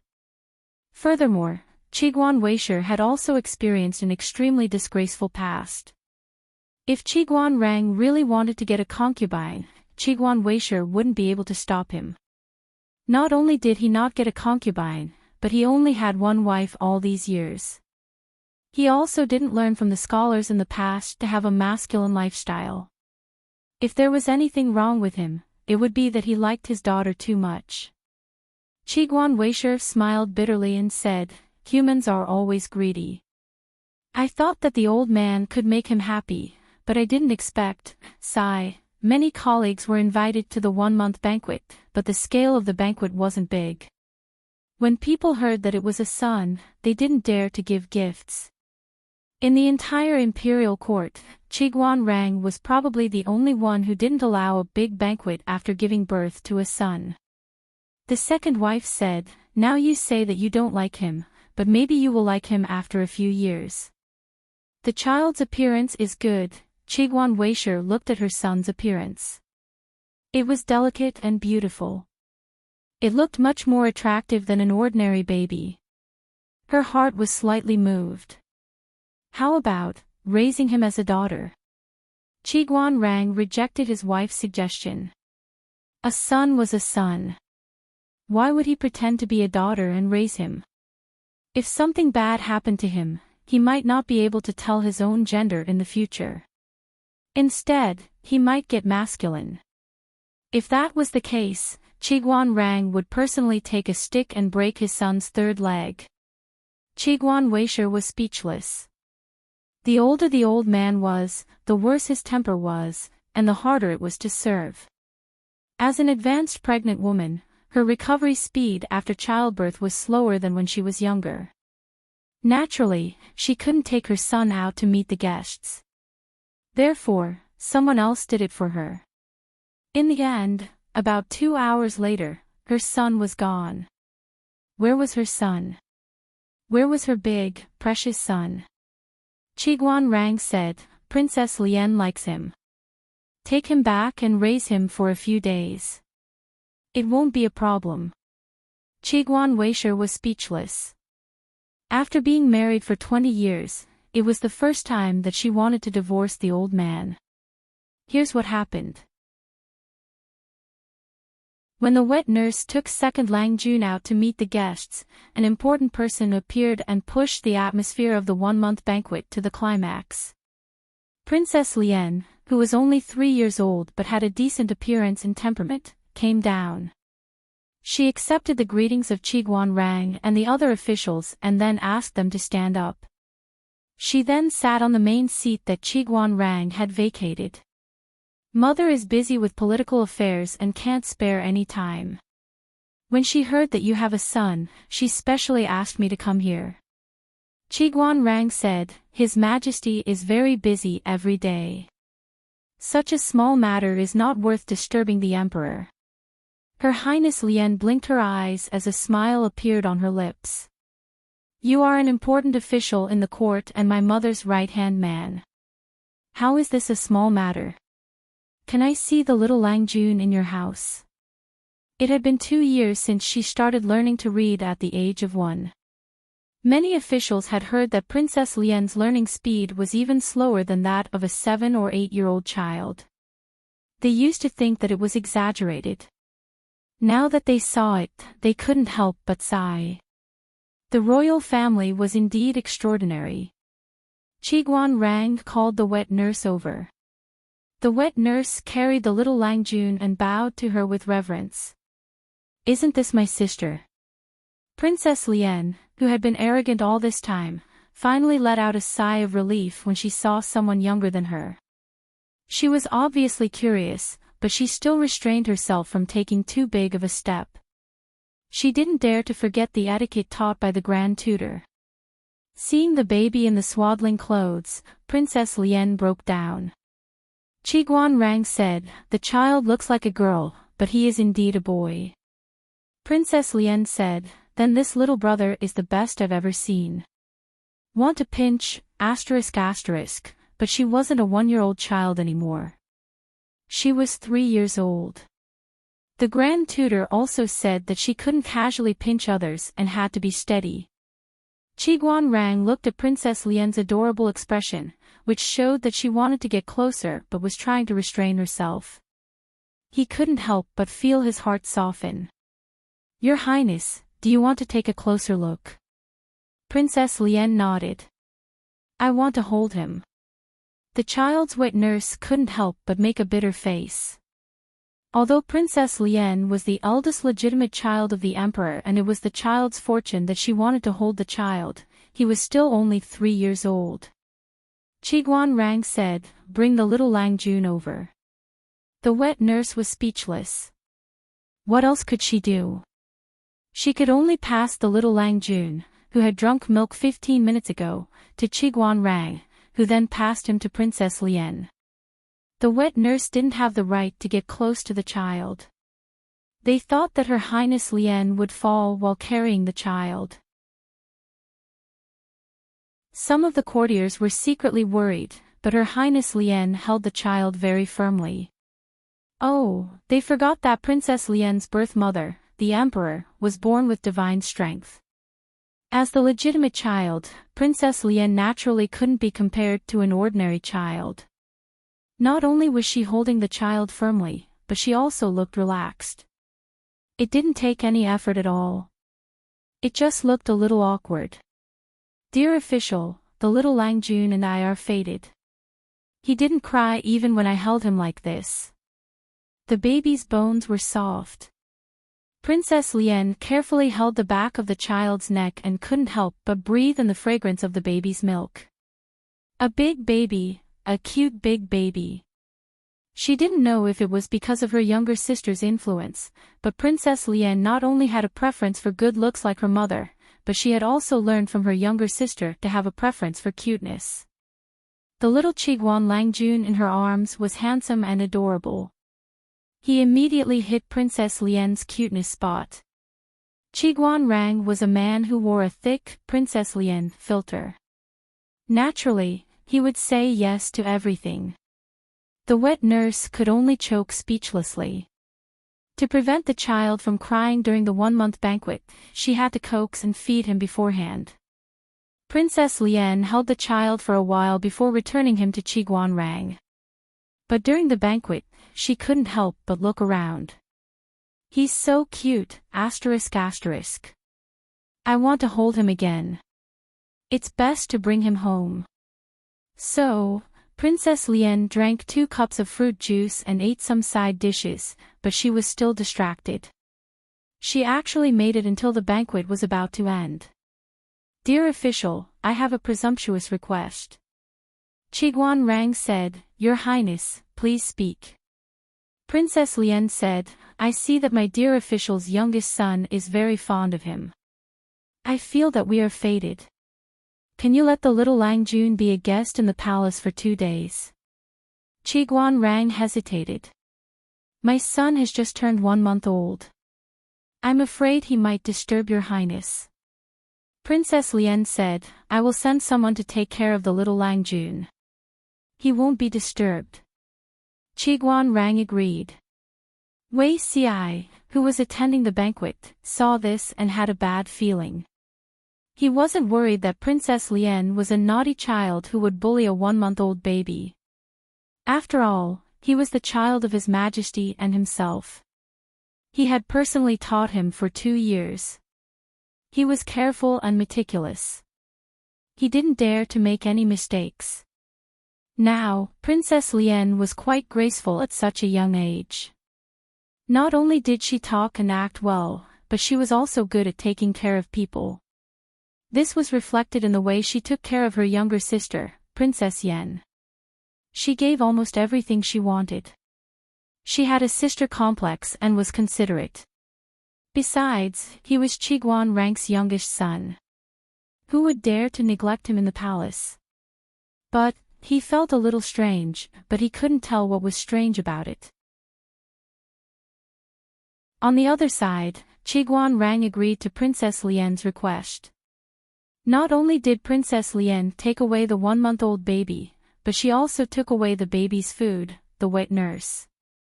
After the banquet ended, Wei Xiai said to him in private, "The little Lang Jun will be fine in the palace. I'm not worried. Although Princess Lien is young, she does things in the style of His Majesty." Qiguan Rang wasn't worried. He was just worried about how to explain to his wife that Princess Lien had taken away his son's 1-month-old baby. Wei Xiai was speechless. Quite in the style of His Majesty. Was he referring to the fact that he was obsessed with looks? Qiguan Rang said, "You seem distracted today. Is there something difficult? Wei Ci shook his head. It's not difficult. It's just that the Wei family sent people over a few days ago. It wasn't easy to send them away, but it wasn't easy to reject them either. I've heard about it. But you don't have much of a relationship with the Wei family. Why are they looking for you? Wei Ci said. It's eldest brother's child. Ever since eldest brother passed away, the orphan and widowed mother have been living in poverty. Nie Liang and Nie Qing were defeated. Wei Zong committed suicide under His Majesty's god-slaying saber. Although Wei Ci didn't have a knot in his heart, he couldn't really watch the orphan and widowed mother die. He could ignore the rest of the Wei family, but he couldn't. However, because of what happened in his previous life, Wei Ci had a knot in his heart with his nephews. If they hadn't secretly instigated and schemed against him, how would Wei Zong have become estranged from him and committed such a heinous crime? However, these were from his previous life. No matter how much he hated them, he wouldn't blame them on his nephews who had done nothing. He just wanted to find someone to talk to about this matter. Wei Ci didn't want to bother His Majesty. His other good friends were busy. He accidentally revealed a worried look during the banquet, but Qiguan Rang saw through it. Just give them silver tails. After all, they can't be too intimate. Qiguan Rang said, it's hard to tell whether they're relying on you because they can't live on anymore or because there's someone guiding them behind the scenes. If it's the former, no matter how you take care of them, it's fine. If it's the latter. Wei Ci really looked on coldly from the sidelines. He watched his nephew who had lost his father and his sister-in-law who was widowed live a difficult life. The imperial censor's memorials could immediately fill up His Majesty's desk. No matter what his true temperament was, at least the moral character he displayed in front of others should not be tainted. If Wei Ci even looked on coldly from the sidelines, how could he love the people of the world? However, it wasn't good to be too intimate. Others didn't know, but Qiguan Rang knew that Wei Ci's identity was very sensitive. It was fine to be a lone official. He only needed to be loyal to His Majesty. If he was involved in other conflicts of interest and power, Wei Ci would be in danger. Wei Ci said, that's what I plan to do. Giving them silver tails to improve their lives was enough. Wei Ci really didn't dare to touch more things. If you're really worried, you might as well talk to His Majesty. His Majesty's intentions can't be wrong. Qiguan Rang felt that communication was still very important. After all, no one could always use their eyes and brain waves to communicate. Wei Ci nodded. As they talked, he felt that he seemed to have forgotten something. What did he forget? He couldn't recall it for a while. Wei Ci was also busy with political affairs, so he quickly forgot about this little wave. Many years later, the 8-year-old Princess Lian officially chose her study partners. Wei Ci saw that among the study partners was Qiguan Rang's youngest son. Wei Ci was speechless. He inexplicably felt that this situation was somewhat familiar. This Qiguan Shi is only 5 years old. How can he be your study partner? The clean brush spun nimbly between Her Highness's fingers. She played with the brush with one hand and supported her cheek with the other. He's good-looking. Pleasing to the eye appearance was the most important thing. Although the 4 study partners were all good-looking, Qiguan Shi was indeed the most good-looking of them all. He had inherited the bloodline of his father, Qiguan Rang, from the northern borderline. He had a high nose and deep eyes. He was handsome and had a slightly feminine appearance. However, he was still young. He was fair and plump. His red lips and white teeth were very likable. Wei Ci forced himself not to think too much, but he couldn't help but feel nervous. Grand Tutor, you don't like him? Wei Ci shook his head. Wenjing has taught him well. This child has such manners at such a young age. How can I not like him? Princess Lien said, then I will choose him. Wei Ci was speechless.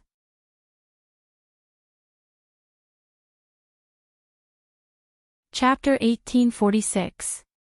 Qiguan rang. Qiguan rang. Wake up. The call was like a distant bell, knocking on Qiguan Rang's heart, slowly waking him up from his long dream. He opened his tired eyes and saw the dazzling light outside the window and the tall green canopy of the trees. The professor is looking for you. His desk mate kicked Qiguan Rang. The latter held his head with a headache, his slightly gloomy eyes showing a bit of defenseless vulnerability. You've been listless these days. Did you go out to have fun? Nothing, I've been dreaming for the past few days and can't sleep well. His desk mate secretly touched up her makeup with lipstick. Her red lips were full and moist. Coupled with her face, she looked even more mature and charming. Another dream. Qiguan Rang looked out the window with his chin in his hand and said faintly, yes, but the scenes in the dream are very fragmented. I always suspect that it's my past life. His desk mate rolled his eyes. You've seen too much. I think it's your imagination that's caused by your sleep disorder. Qiguan Rang didn't answer. He just looked at the scorching sun outside the window without blinking. At this time, it was midsummer and the heat outside the window was surging. The air was almost distorted by the heat, but the room was still as cool as spring. Why is the professor looking for me? Qiguan Rang looked for a while and then remembered why his desk mate woke him up. His desk mate said, what else? It's probably because of the exemption quota for the Federation's top university. There are only 3 spots in the entire school and you've always been number 1. No matter what, there should be a spot for you. You're really amazing. You're preparing to make a great leap. Qiguan Rang didn't feel happy and just snorted coldly. There's no exemption. I can still get in based on my ability. He said it calmly without the slightest bit of deliberately showing off, but his desk mate knew that he wasn't showing off. If this was considered showing off, Qiguan Rang was probably on the road of showing off for the past 20 years. He had been number 1 in the Sea Planet's comprehensive exam for 20 consecutive years. He had received all kinds of big and small awards and was one of the best in the comprehensive exam. The Federation implemented 20 years of compulsory education, which was equivalent to elementary school, middle school, high school, and university in ancient times. 20 years of compulsory education were free. Students would get their graduation certificate and could find a good job if they had the ability. Of course, if someone wished to advance further and did not want to enter society at their current age, they could choose to participate in the federal exam at their own expense. Students who passed the comprehensive examination would be able to enter the Federation's most prestigious institutions of higher learning for further study. Higher education institutions had always been strict with those who entered and those who left. The elimination rate was more than 60%.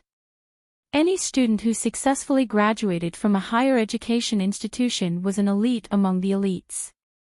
His desk mate sighed. That's true, but it's still better to get a spot. Who can guarantee that nothing will go wrong on the day of the exam? Do not forget each other when you are rich and powerful. When you've made it big, I'll go to the central planet of the Federation and rely on you. I've never left planet C in my life. I heard that the central planet is a flourishing planet with lush greenery all year round. It's not as barren as planet C. Planet C was suitable for human habitation, but it was barren in resources. The outdoor temperature was above 40 degrees Celsius all year round. The planet's environment was not good, and its geographical location was not good either. It was a remote planet with a very backward economy and society. Although they could live a stable life here, the universe was so big. Who wouldn't want to go out and explore? Chiguan Rang grunted in agreement. His deskmate continued, if you really manage to stand out, that would be amazing. The solidification of the social class in the Federation was not too serious, but it was not easy to climb up from the bottom. Chiguan Rang said, don't read those useless news. The current Federation was not like the ancient Earth era. Other than higher education institutions, education resources were free for all citizens. Learning was not as good as the elite students. Rather than saying that resources were biased, it was better to say that one was too lazy and innately inferior. Boring. It's so tiring to talk to a gloomy guy like you. Chiguan Rang did not comment. He went to look for the professor. The professor's words made Chiguan Rang a little unhappy. The professor tried to persuade him to give up the recommended spot. The reason was that he was strong enough to stand out in the comprehensive exam. It was better to leave the precious spot for other students. This is also for the good of the school. Chiguan Rang said, but it's not friendly to me. He was confident that he could pass the comprehensive exam, but it did not mean that he deserved to lose the precious recommended spot. Just as his deskmate said, his current state was not stable. He often had headaches and nightmares. It was hard to guarantee that the comprehensive exam would not have any accidents. As for the professor's suggestion, I reject it. The professor's face was a little ugly. Student Chiguan, how can you face the alma mater that nurtured you like this? Chiguan Rang said, it was the Federation that nurtured me and the Federation that allocated the funds. The alma mater only played the role of a middleman. I also hope that the professor can understand that the recommended spot given by the Federation is not a tool for private gain. If it belongs to me, it is mine. After a few days of rejection, Chiguan Rang happened to hear that the third-ranked student had given up the recommended spot and was replaced by another unfamiliar student. That student's results are not outstanding. It's just that his art results are a little better. I can't believe he got the recommended spot. Chiguan Rang coldly read his book. Where there's sunshine, there's also haze. This kind of person is a disgrace to the name of teaching and learning. His deskmate could not help but stiffen. I say, deskmate, have you realized that the way you speak has been a little strange recently? Chiguan Rang frowned. Have I? His deskmate said, yes. For example, when you were sleeping and I woke you up, the look in your eyes and the tone you used when you first woke up was scary. It was still the same face and the same voice, but the aura was completely different. It had the pressure of a superior. Chiguan Rang frowned. I don't know why, but that dream has been happening more frequently recently. This dream did not just appear in the past 1 or 2 years. It had started when Chiguan Rang could still remember. It was just that he was a little over 6 years old at that time. The dream was vague and he could not remember it clearly. The only thing he remembered was the emptiness in his heart after waking up, and occasionally a strong sense of regret. He felt that he was looking for someone. But he did not know who that person was. While all the candidates in the Federation were busy with the comprehensive exam, Chiguan Rang, who had obtained the recommended spot with excellent results, was very calm. Not only did he have the time to sleep and read, but he even took the time to go back to the largest retirement city on planet C to see his guardian. There were some things he wanted to talk to his guardian about. It was about his childhood memories. His guardian told him a shocking secret. In order to maintain the population, the Federation uses artificial methods to interfere with reproduction. You know this, right? Of course, Chiguan Rang knew. Since more than 1,000 years ago, almost every citizen of the Federation came out from artificial incubators, not from the mother's womb. The guardian sighed. Natural reproduction will give birth to children with genetic defects. Artificial methods can screen embryos with genetic problems, but there is no guarantee that there will be no problems after birth. According to the Federation law, children who mature and leave the artificial incubator have their own human rights. No one can forcibly take them away.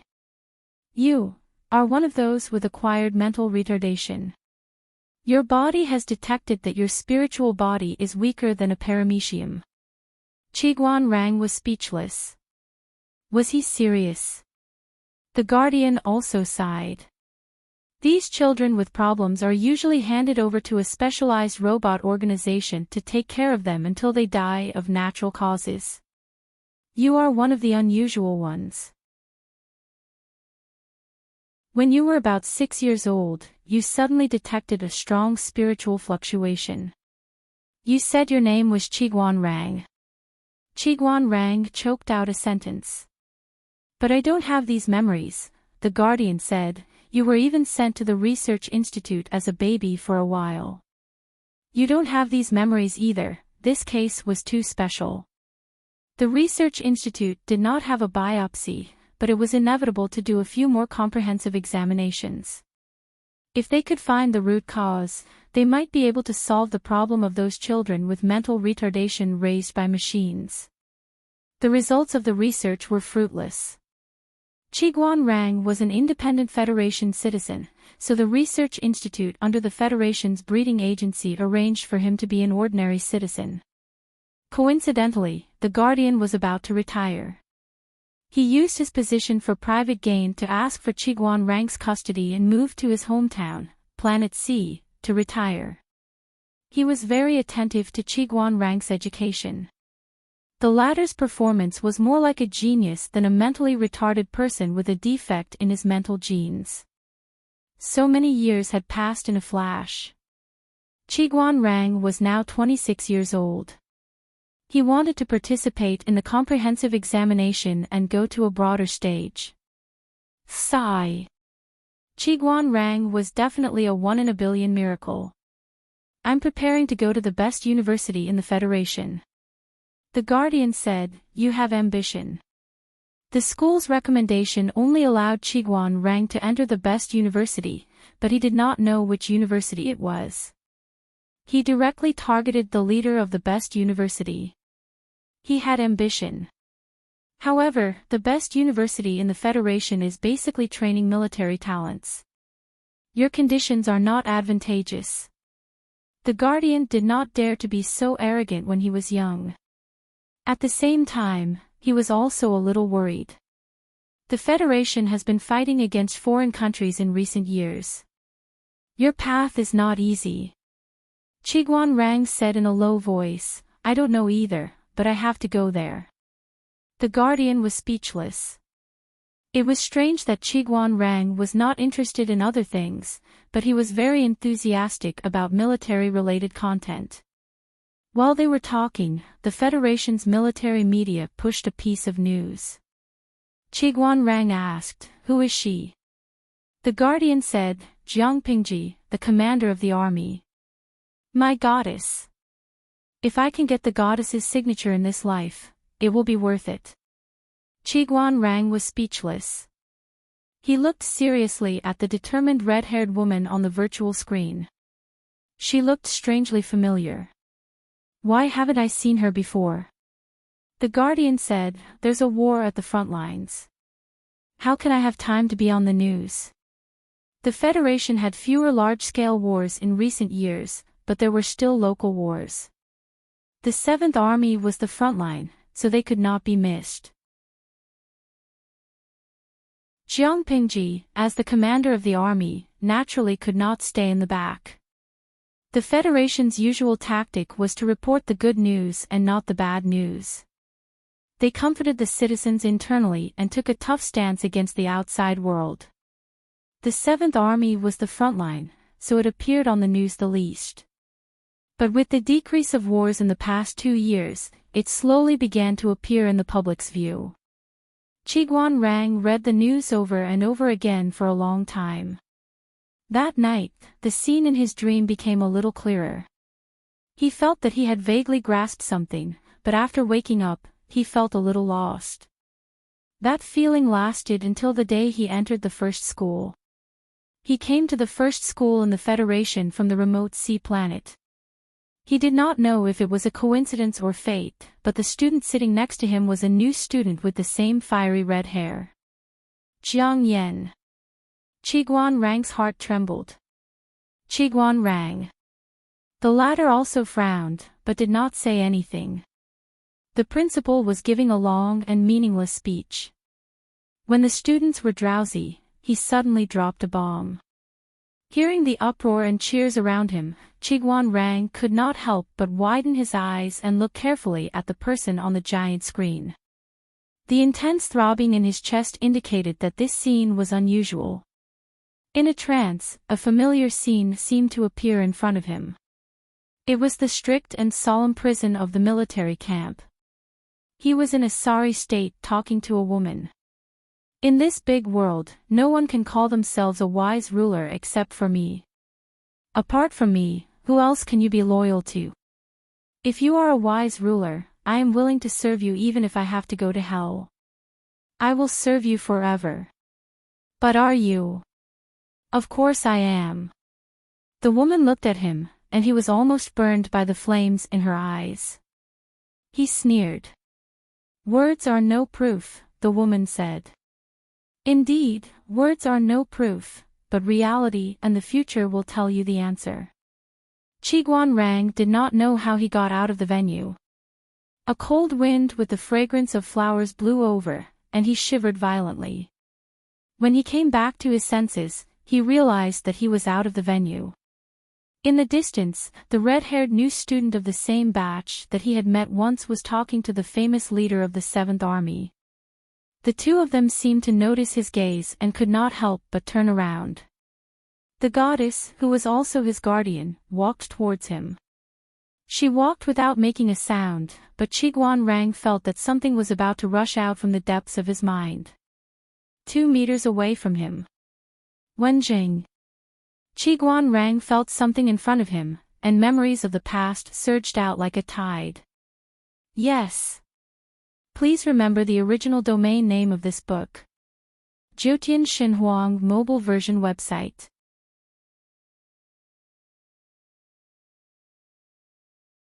Chapter 1847. Feng Ju, the third son of the Feng family in Xiangyang.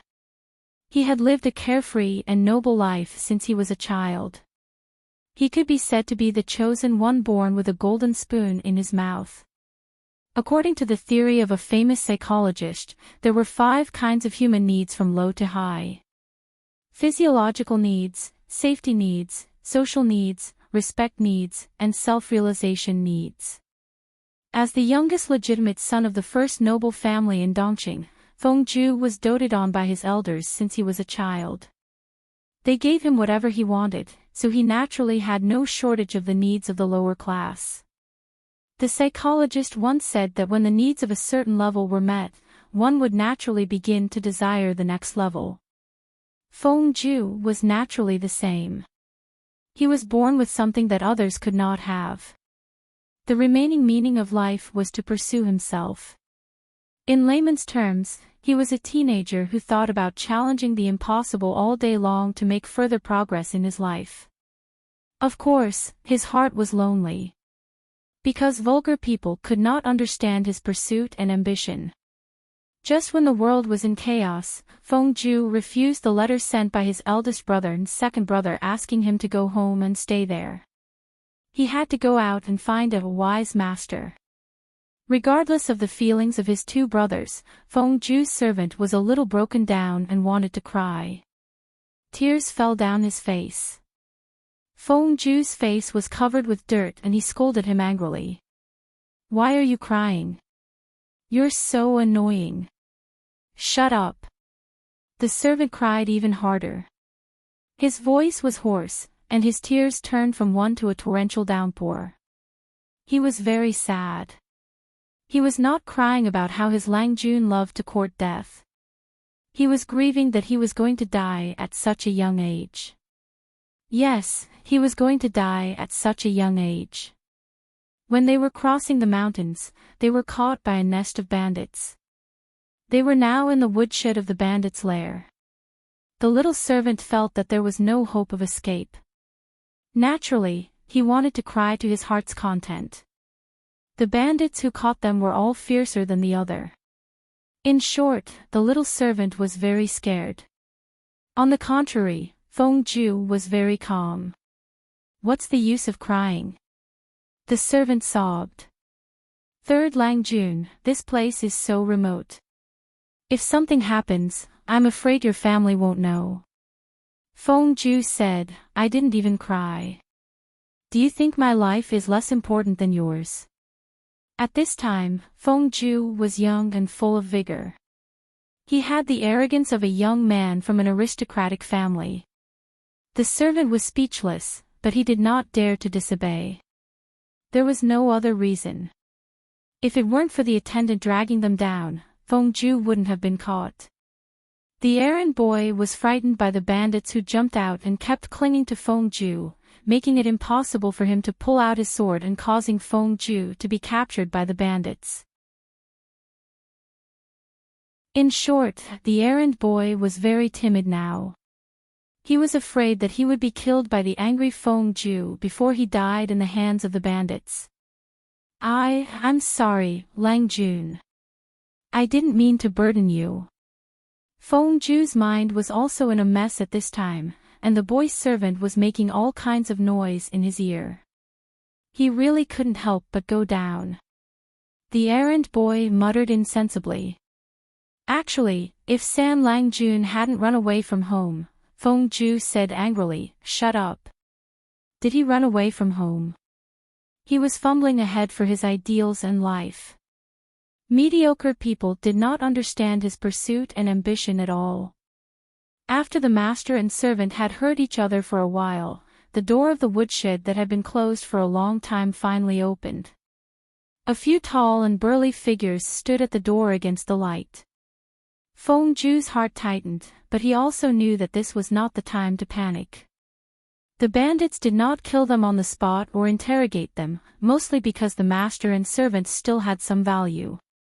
The negotiation would most likely affect the lives of the two of them. In any case, saving their lives was the most important. They could not let these bandits think that the master and servant were fat sheep that could be easily slaughtered. When the time came, they would kill the hostages of the Feng family. After all, no one could escape unscathed after offending the Feng family. It was better to kill the hostages and end all troubles once and for all. However, they could not let the bandits think that the two of them had no value at all. For the bandits, the worthless captives were too old and sour even if they were chopped up and fed to pigs. Only when the value was not high or low, and they found the right position, could they survive safely. If it really did not work, Feng Ju could still hide his identity and feign civility with the bandits.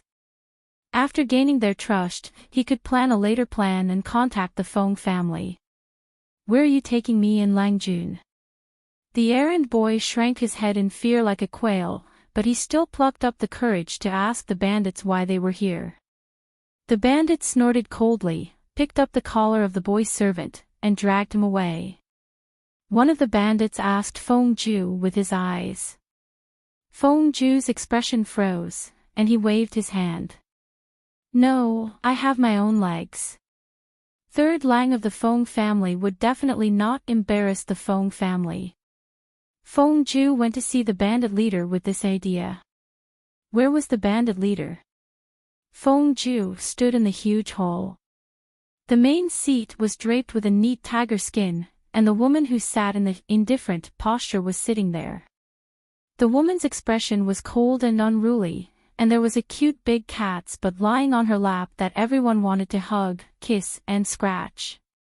It was obviously a tiger. The tiger, the king of all beasts, was lying on the woman's lap like a cat, and from time to time, it let out comfortable and coquettish snores. There was no doubt that the bandit leader Feng Ju wanted to see was none other than this woman. "What's your name?" The woman was too lazy to lift her eyelids, and her slender fingers moved through the tiger's fur. Feng Ju thought of something and bowed respectfully. "I'm Feng San." Fong San. The woman smiled lazily. She rubbed her bare feet on the tiger's belly, and the obedient tiger rubbed its big furry face on her knee. This scene was really harmonious and beautiful. What the hell? Feng Ju did not think that this tiger was kind and cute. There was still raw meat hanging from the corner of its mouth. Are you really called Feng San? What kind of parents would give their son such a name? Feng Ju lied through his teeth. My family is poor. Although my parents want to support my third son to study, their ability is limited after all. Third son. You have an elder brother besides you in your family? Feng Ju said, yes, the eldest brother is Feng De, the second brother is Feng Er, and I'm the third. Naturally, I'm Feng San. When he lowered his head, he did not notice a hint of a smile flashing across the woman's eyes. That smile was not a kind smile, but a blatant mockery. It was true that Feng Ju's acting skills were passable, but the boy servant beside him was not. Did he not see that the boy servant's expression was full of flaws? Feng Ju was lying. However, the name Feng San was simple and crude. It was probably similar to the pronunciation of the family San Lang Jun, right? The woman did not pursue the matter, and only said, your family is poor. Then I can't let you live. Drag him down and chop him up to feed him. That way, we can save some meat. Chop him up to feed who? Just look at the excited look on the tiger's face as it crouched beside the woman. The boy's servant was so scared that he fainted. Feng Ju did not look too good either. He tried his best to fight for the possibility of survival. For example, although his family was poor, he was good at reading and was knowledgeable. Unfortunately, he was born into a poor family, so he could not enter the officialdom to seek an official career. So if the woman let him live, he was willing to be the woman's inept advisor and help her manage the bandit stronghold. It was also a way out. The woman sneered, do you want to be a bandit like me? Feng Ju said, there are 360 professions, and every profession is worth a try. So what if he was a bandit? Couldn't bandits have the ambition to improve themselves and work hard to expand their career? Professional discrimination was unacceptable. Feng Ju spoke with fervor and assurance again. The surrounding bandits who were listening were tempted, but the woman had the final say in the bandit stronghold. If she refused to agree, no matter how much the bandits valued Feng Ju's talent, Feng Ju could only be chopped up and fed to the tiger. After a while, the woman nodded and said, he's a little interesting. Keep him. Is the boy servant next to you? Feng Ju said, yes. My family is poor, but it's still possible to buy a cheap boy servant. The woman said, throw him into the backyard to clean and wash clothes. We're in need of a handyman. Thus, Feng Ju successfully transformed into Feng San and became the inept advisor of the bandit stronghold. He slowly gained the trust of the woman, Jiang Pingji. Only then did he know that the seemingly ordinary stronghold actually had a wide range of businesses. Not only did they have a part-time job of robbing people, but they also worked as bodyguards to escort people. What if no one hired them? They could rob people and see if the merchants they stopped wanted to be robbed or if they wanted to hire them as bodyguards. Feng Ju was dumbfounded by the bandits' actions. Isn't it not good to do this? The woman rolled her eyes. We are bandits. When have bandits ever been reasonable? Bandits were unreasonable, especially the bandit leader, Jiang Pingji. Not only did she dare to rob rich people, but she also dared to rob the officials of Dongqing's government. She was simply lawless. Feng Ju complained in his heart, but in fact, he was taking the side of the evildoer. After a few months, Feng Ju was gradually brainwashed by the woman. He surprisingly agreed with all kinds of words she said. Every night, he told himself to calm down, but during the day, he followed the bandit leader everywhere to challenge and annex the surrounding bandit strongholds. For the sustainable development of the bandit stronghold, Feng Zhu also worked day and night. As a genius advisor, Feng Zhu was also keenly aware of the suspicious aspects of the bandit stronghold. The seemingly unreasonable bandit leader seemed to be secretly planning something. There was nothing to study about the other bandits, but the bandit leader was very suspicious. In order to solve this mystery, Feng Zhu had several opportunities to leave the bandit stronghold, but he didn't. He continued to stay. One day, Feng Zhu made great contributions in annexing the bandit stronghold. He arranged all kinds of personnel very well. The bandit stronghold held a celebration banquet. As the inept advisor, Feng Zhu was also surrounded by the crowd and drank a lot of wine. As he drank, he got drunk. When Feng Zhu was young, he didn't have a good alcohol tolerance. When he drank too much, his eyes were watery. His behavior was very different from usual. He was drunk and couldn't hold back the words in his heart. He boldly asked the doubts in his heart, but he found out Jiang Pingji's big plan. I want to overturn this world.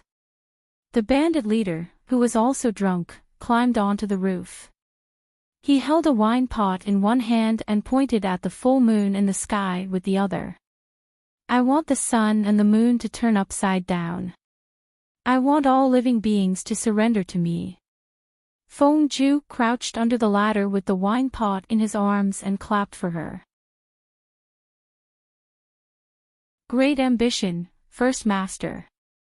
Jiang Pingji asked him drunkenly, what do you want to do? Feng Zhu said drunkenly, my ambition isn't as great as yours. He was really drunk, but the First Master seemed to be drunk, but in fact, his eyes were clear and bright. Occasionally, there was a sly glint in his eyes. Feng Zhu roared at the moon, I want to achieve what the predecessors couldn't do. There was no obstacle in the world that Feng Zhu couldn't overcome. What was so interesting about making use of the Feng family's background to dominate the court?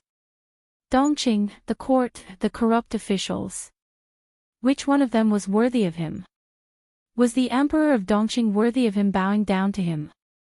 When he thought of his eldest brother and second brother following the path arranged by their families and living according to the prescribed order, he felt extremely uncomfortable. It wasn't because he felt uncomfortable, but because his two brothers couldn't live according to their wishes. You want to overturn the world, overturn the sun and the moon, and make all living beings surrender to you. I'll help you do these impossible things. This time, it was Jiang Pingji's turn to clap for him with the wine pot in her arms. Great ambition, military advisor Feng San. Feng Zhu's cheeks were red from the drunkenness. He swayed left and right with weak footsteps. He waved his hand and said, well said. It's a small matter. It's not worth bragging about. The moon that night was bright and clean. It was cold, but it didn't make one feel cold.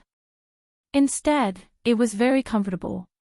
It was also from that night onwards that Feng Zhu and the bandit leader had a strange tacit understanding that outsiders couldn't explain. Drinking, having fun, and stirring up trouble were things that Feng Zhu couldn't or didn't dare to do in his life 10 or 20 years ago. Feng Zhu had done them all happily even though he was the third son of the Feng family. He thought that meeting Jiang Pingji was the best accident in life. But as time went by, the world changed. His identity changed from Feng San, Feng Zhu, military advisor Feng, to official Feng. It seemed that he had gained a lot, but in fact, he had lost more things when his identity changed. Some of these things were given up willingly, and some were lost because he was forced to do so. Many years later, the female bandit leader became the ruler of the world. When she drunkenly called him Feng San, Feng Zhu also responded with a drunken smile. It seemed to be intimate, but it was actually alienating. Or rather, they both knew that the other party wasn't drunk. They were just pretending to be drunk. They used to talk about everything, but now they were distant and indifferent. Feng Zhu had his own difficulties. He became the person she once hated the most and walked the path that was completely opposite to her expectations.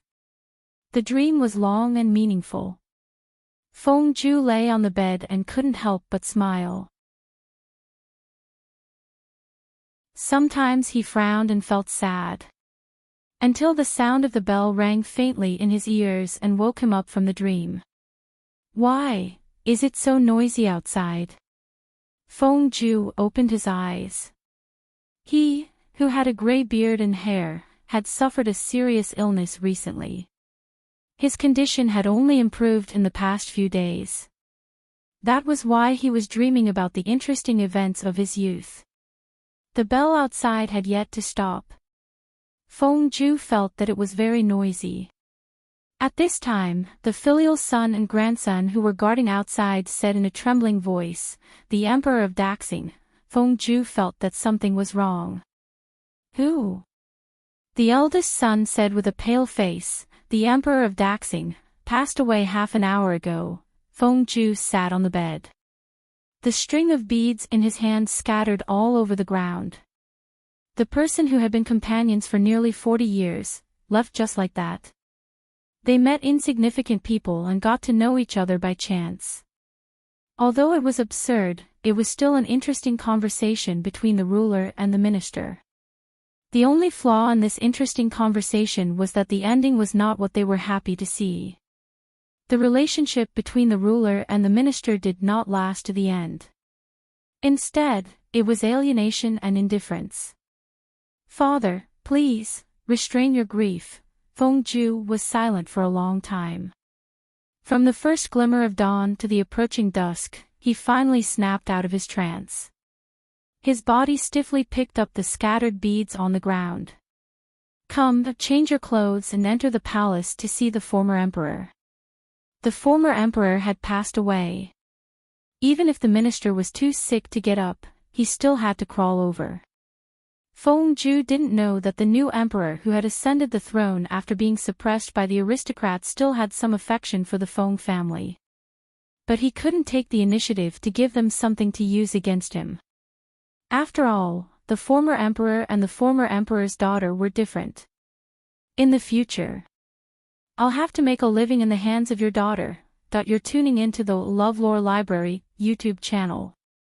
We're so grateful for your support, and don't forget to subscribe to join us on this incredible journey through captivating stories. Your generosity through donations truly makes a world of difference, as it's the primary source of revenue that allows me to expand and enhance this channel for you.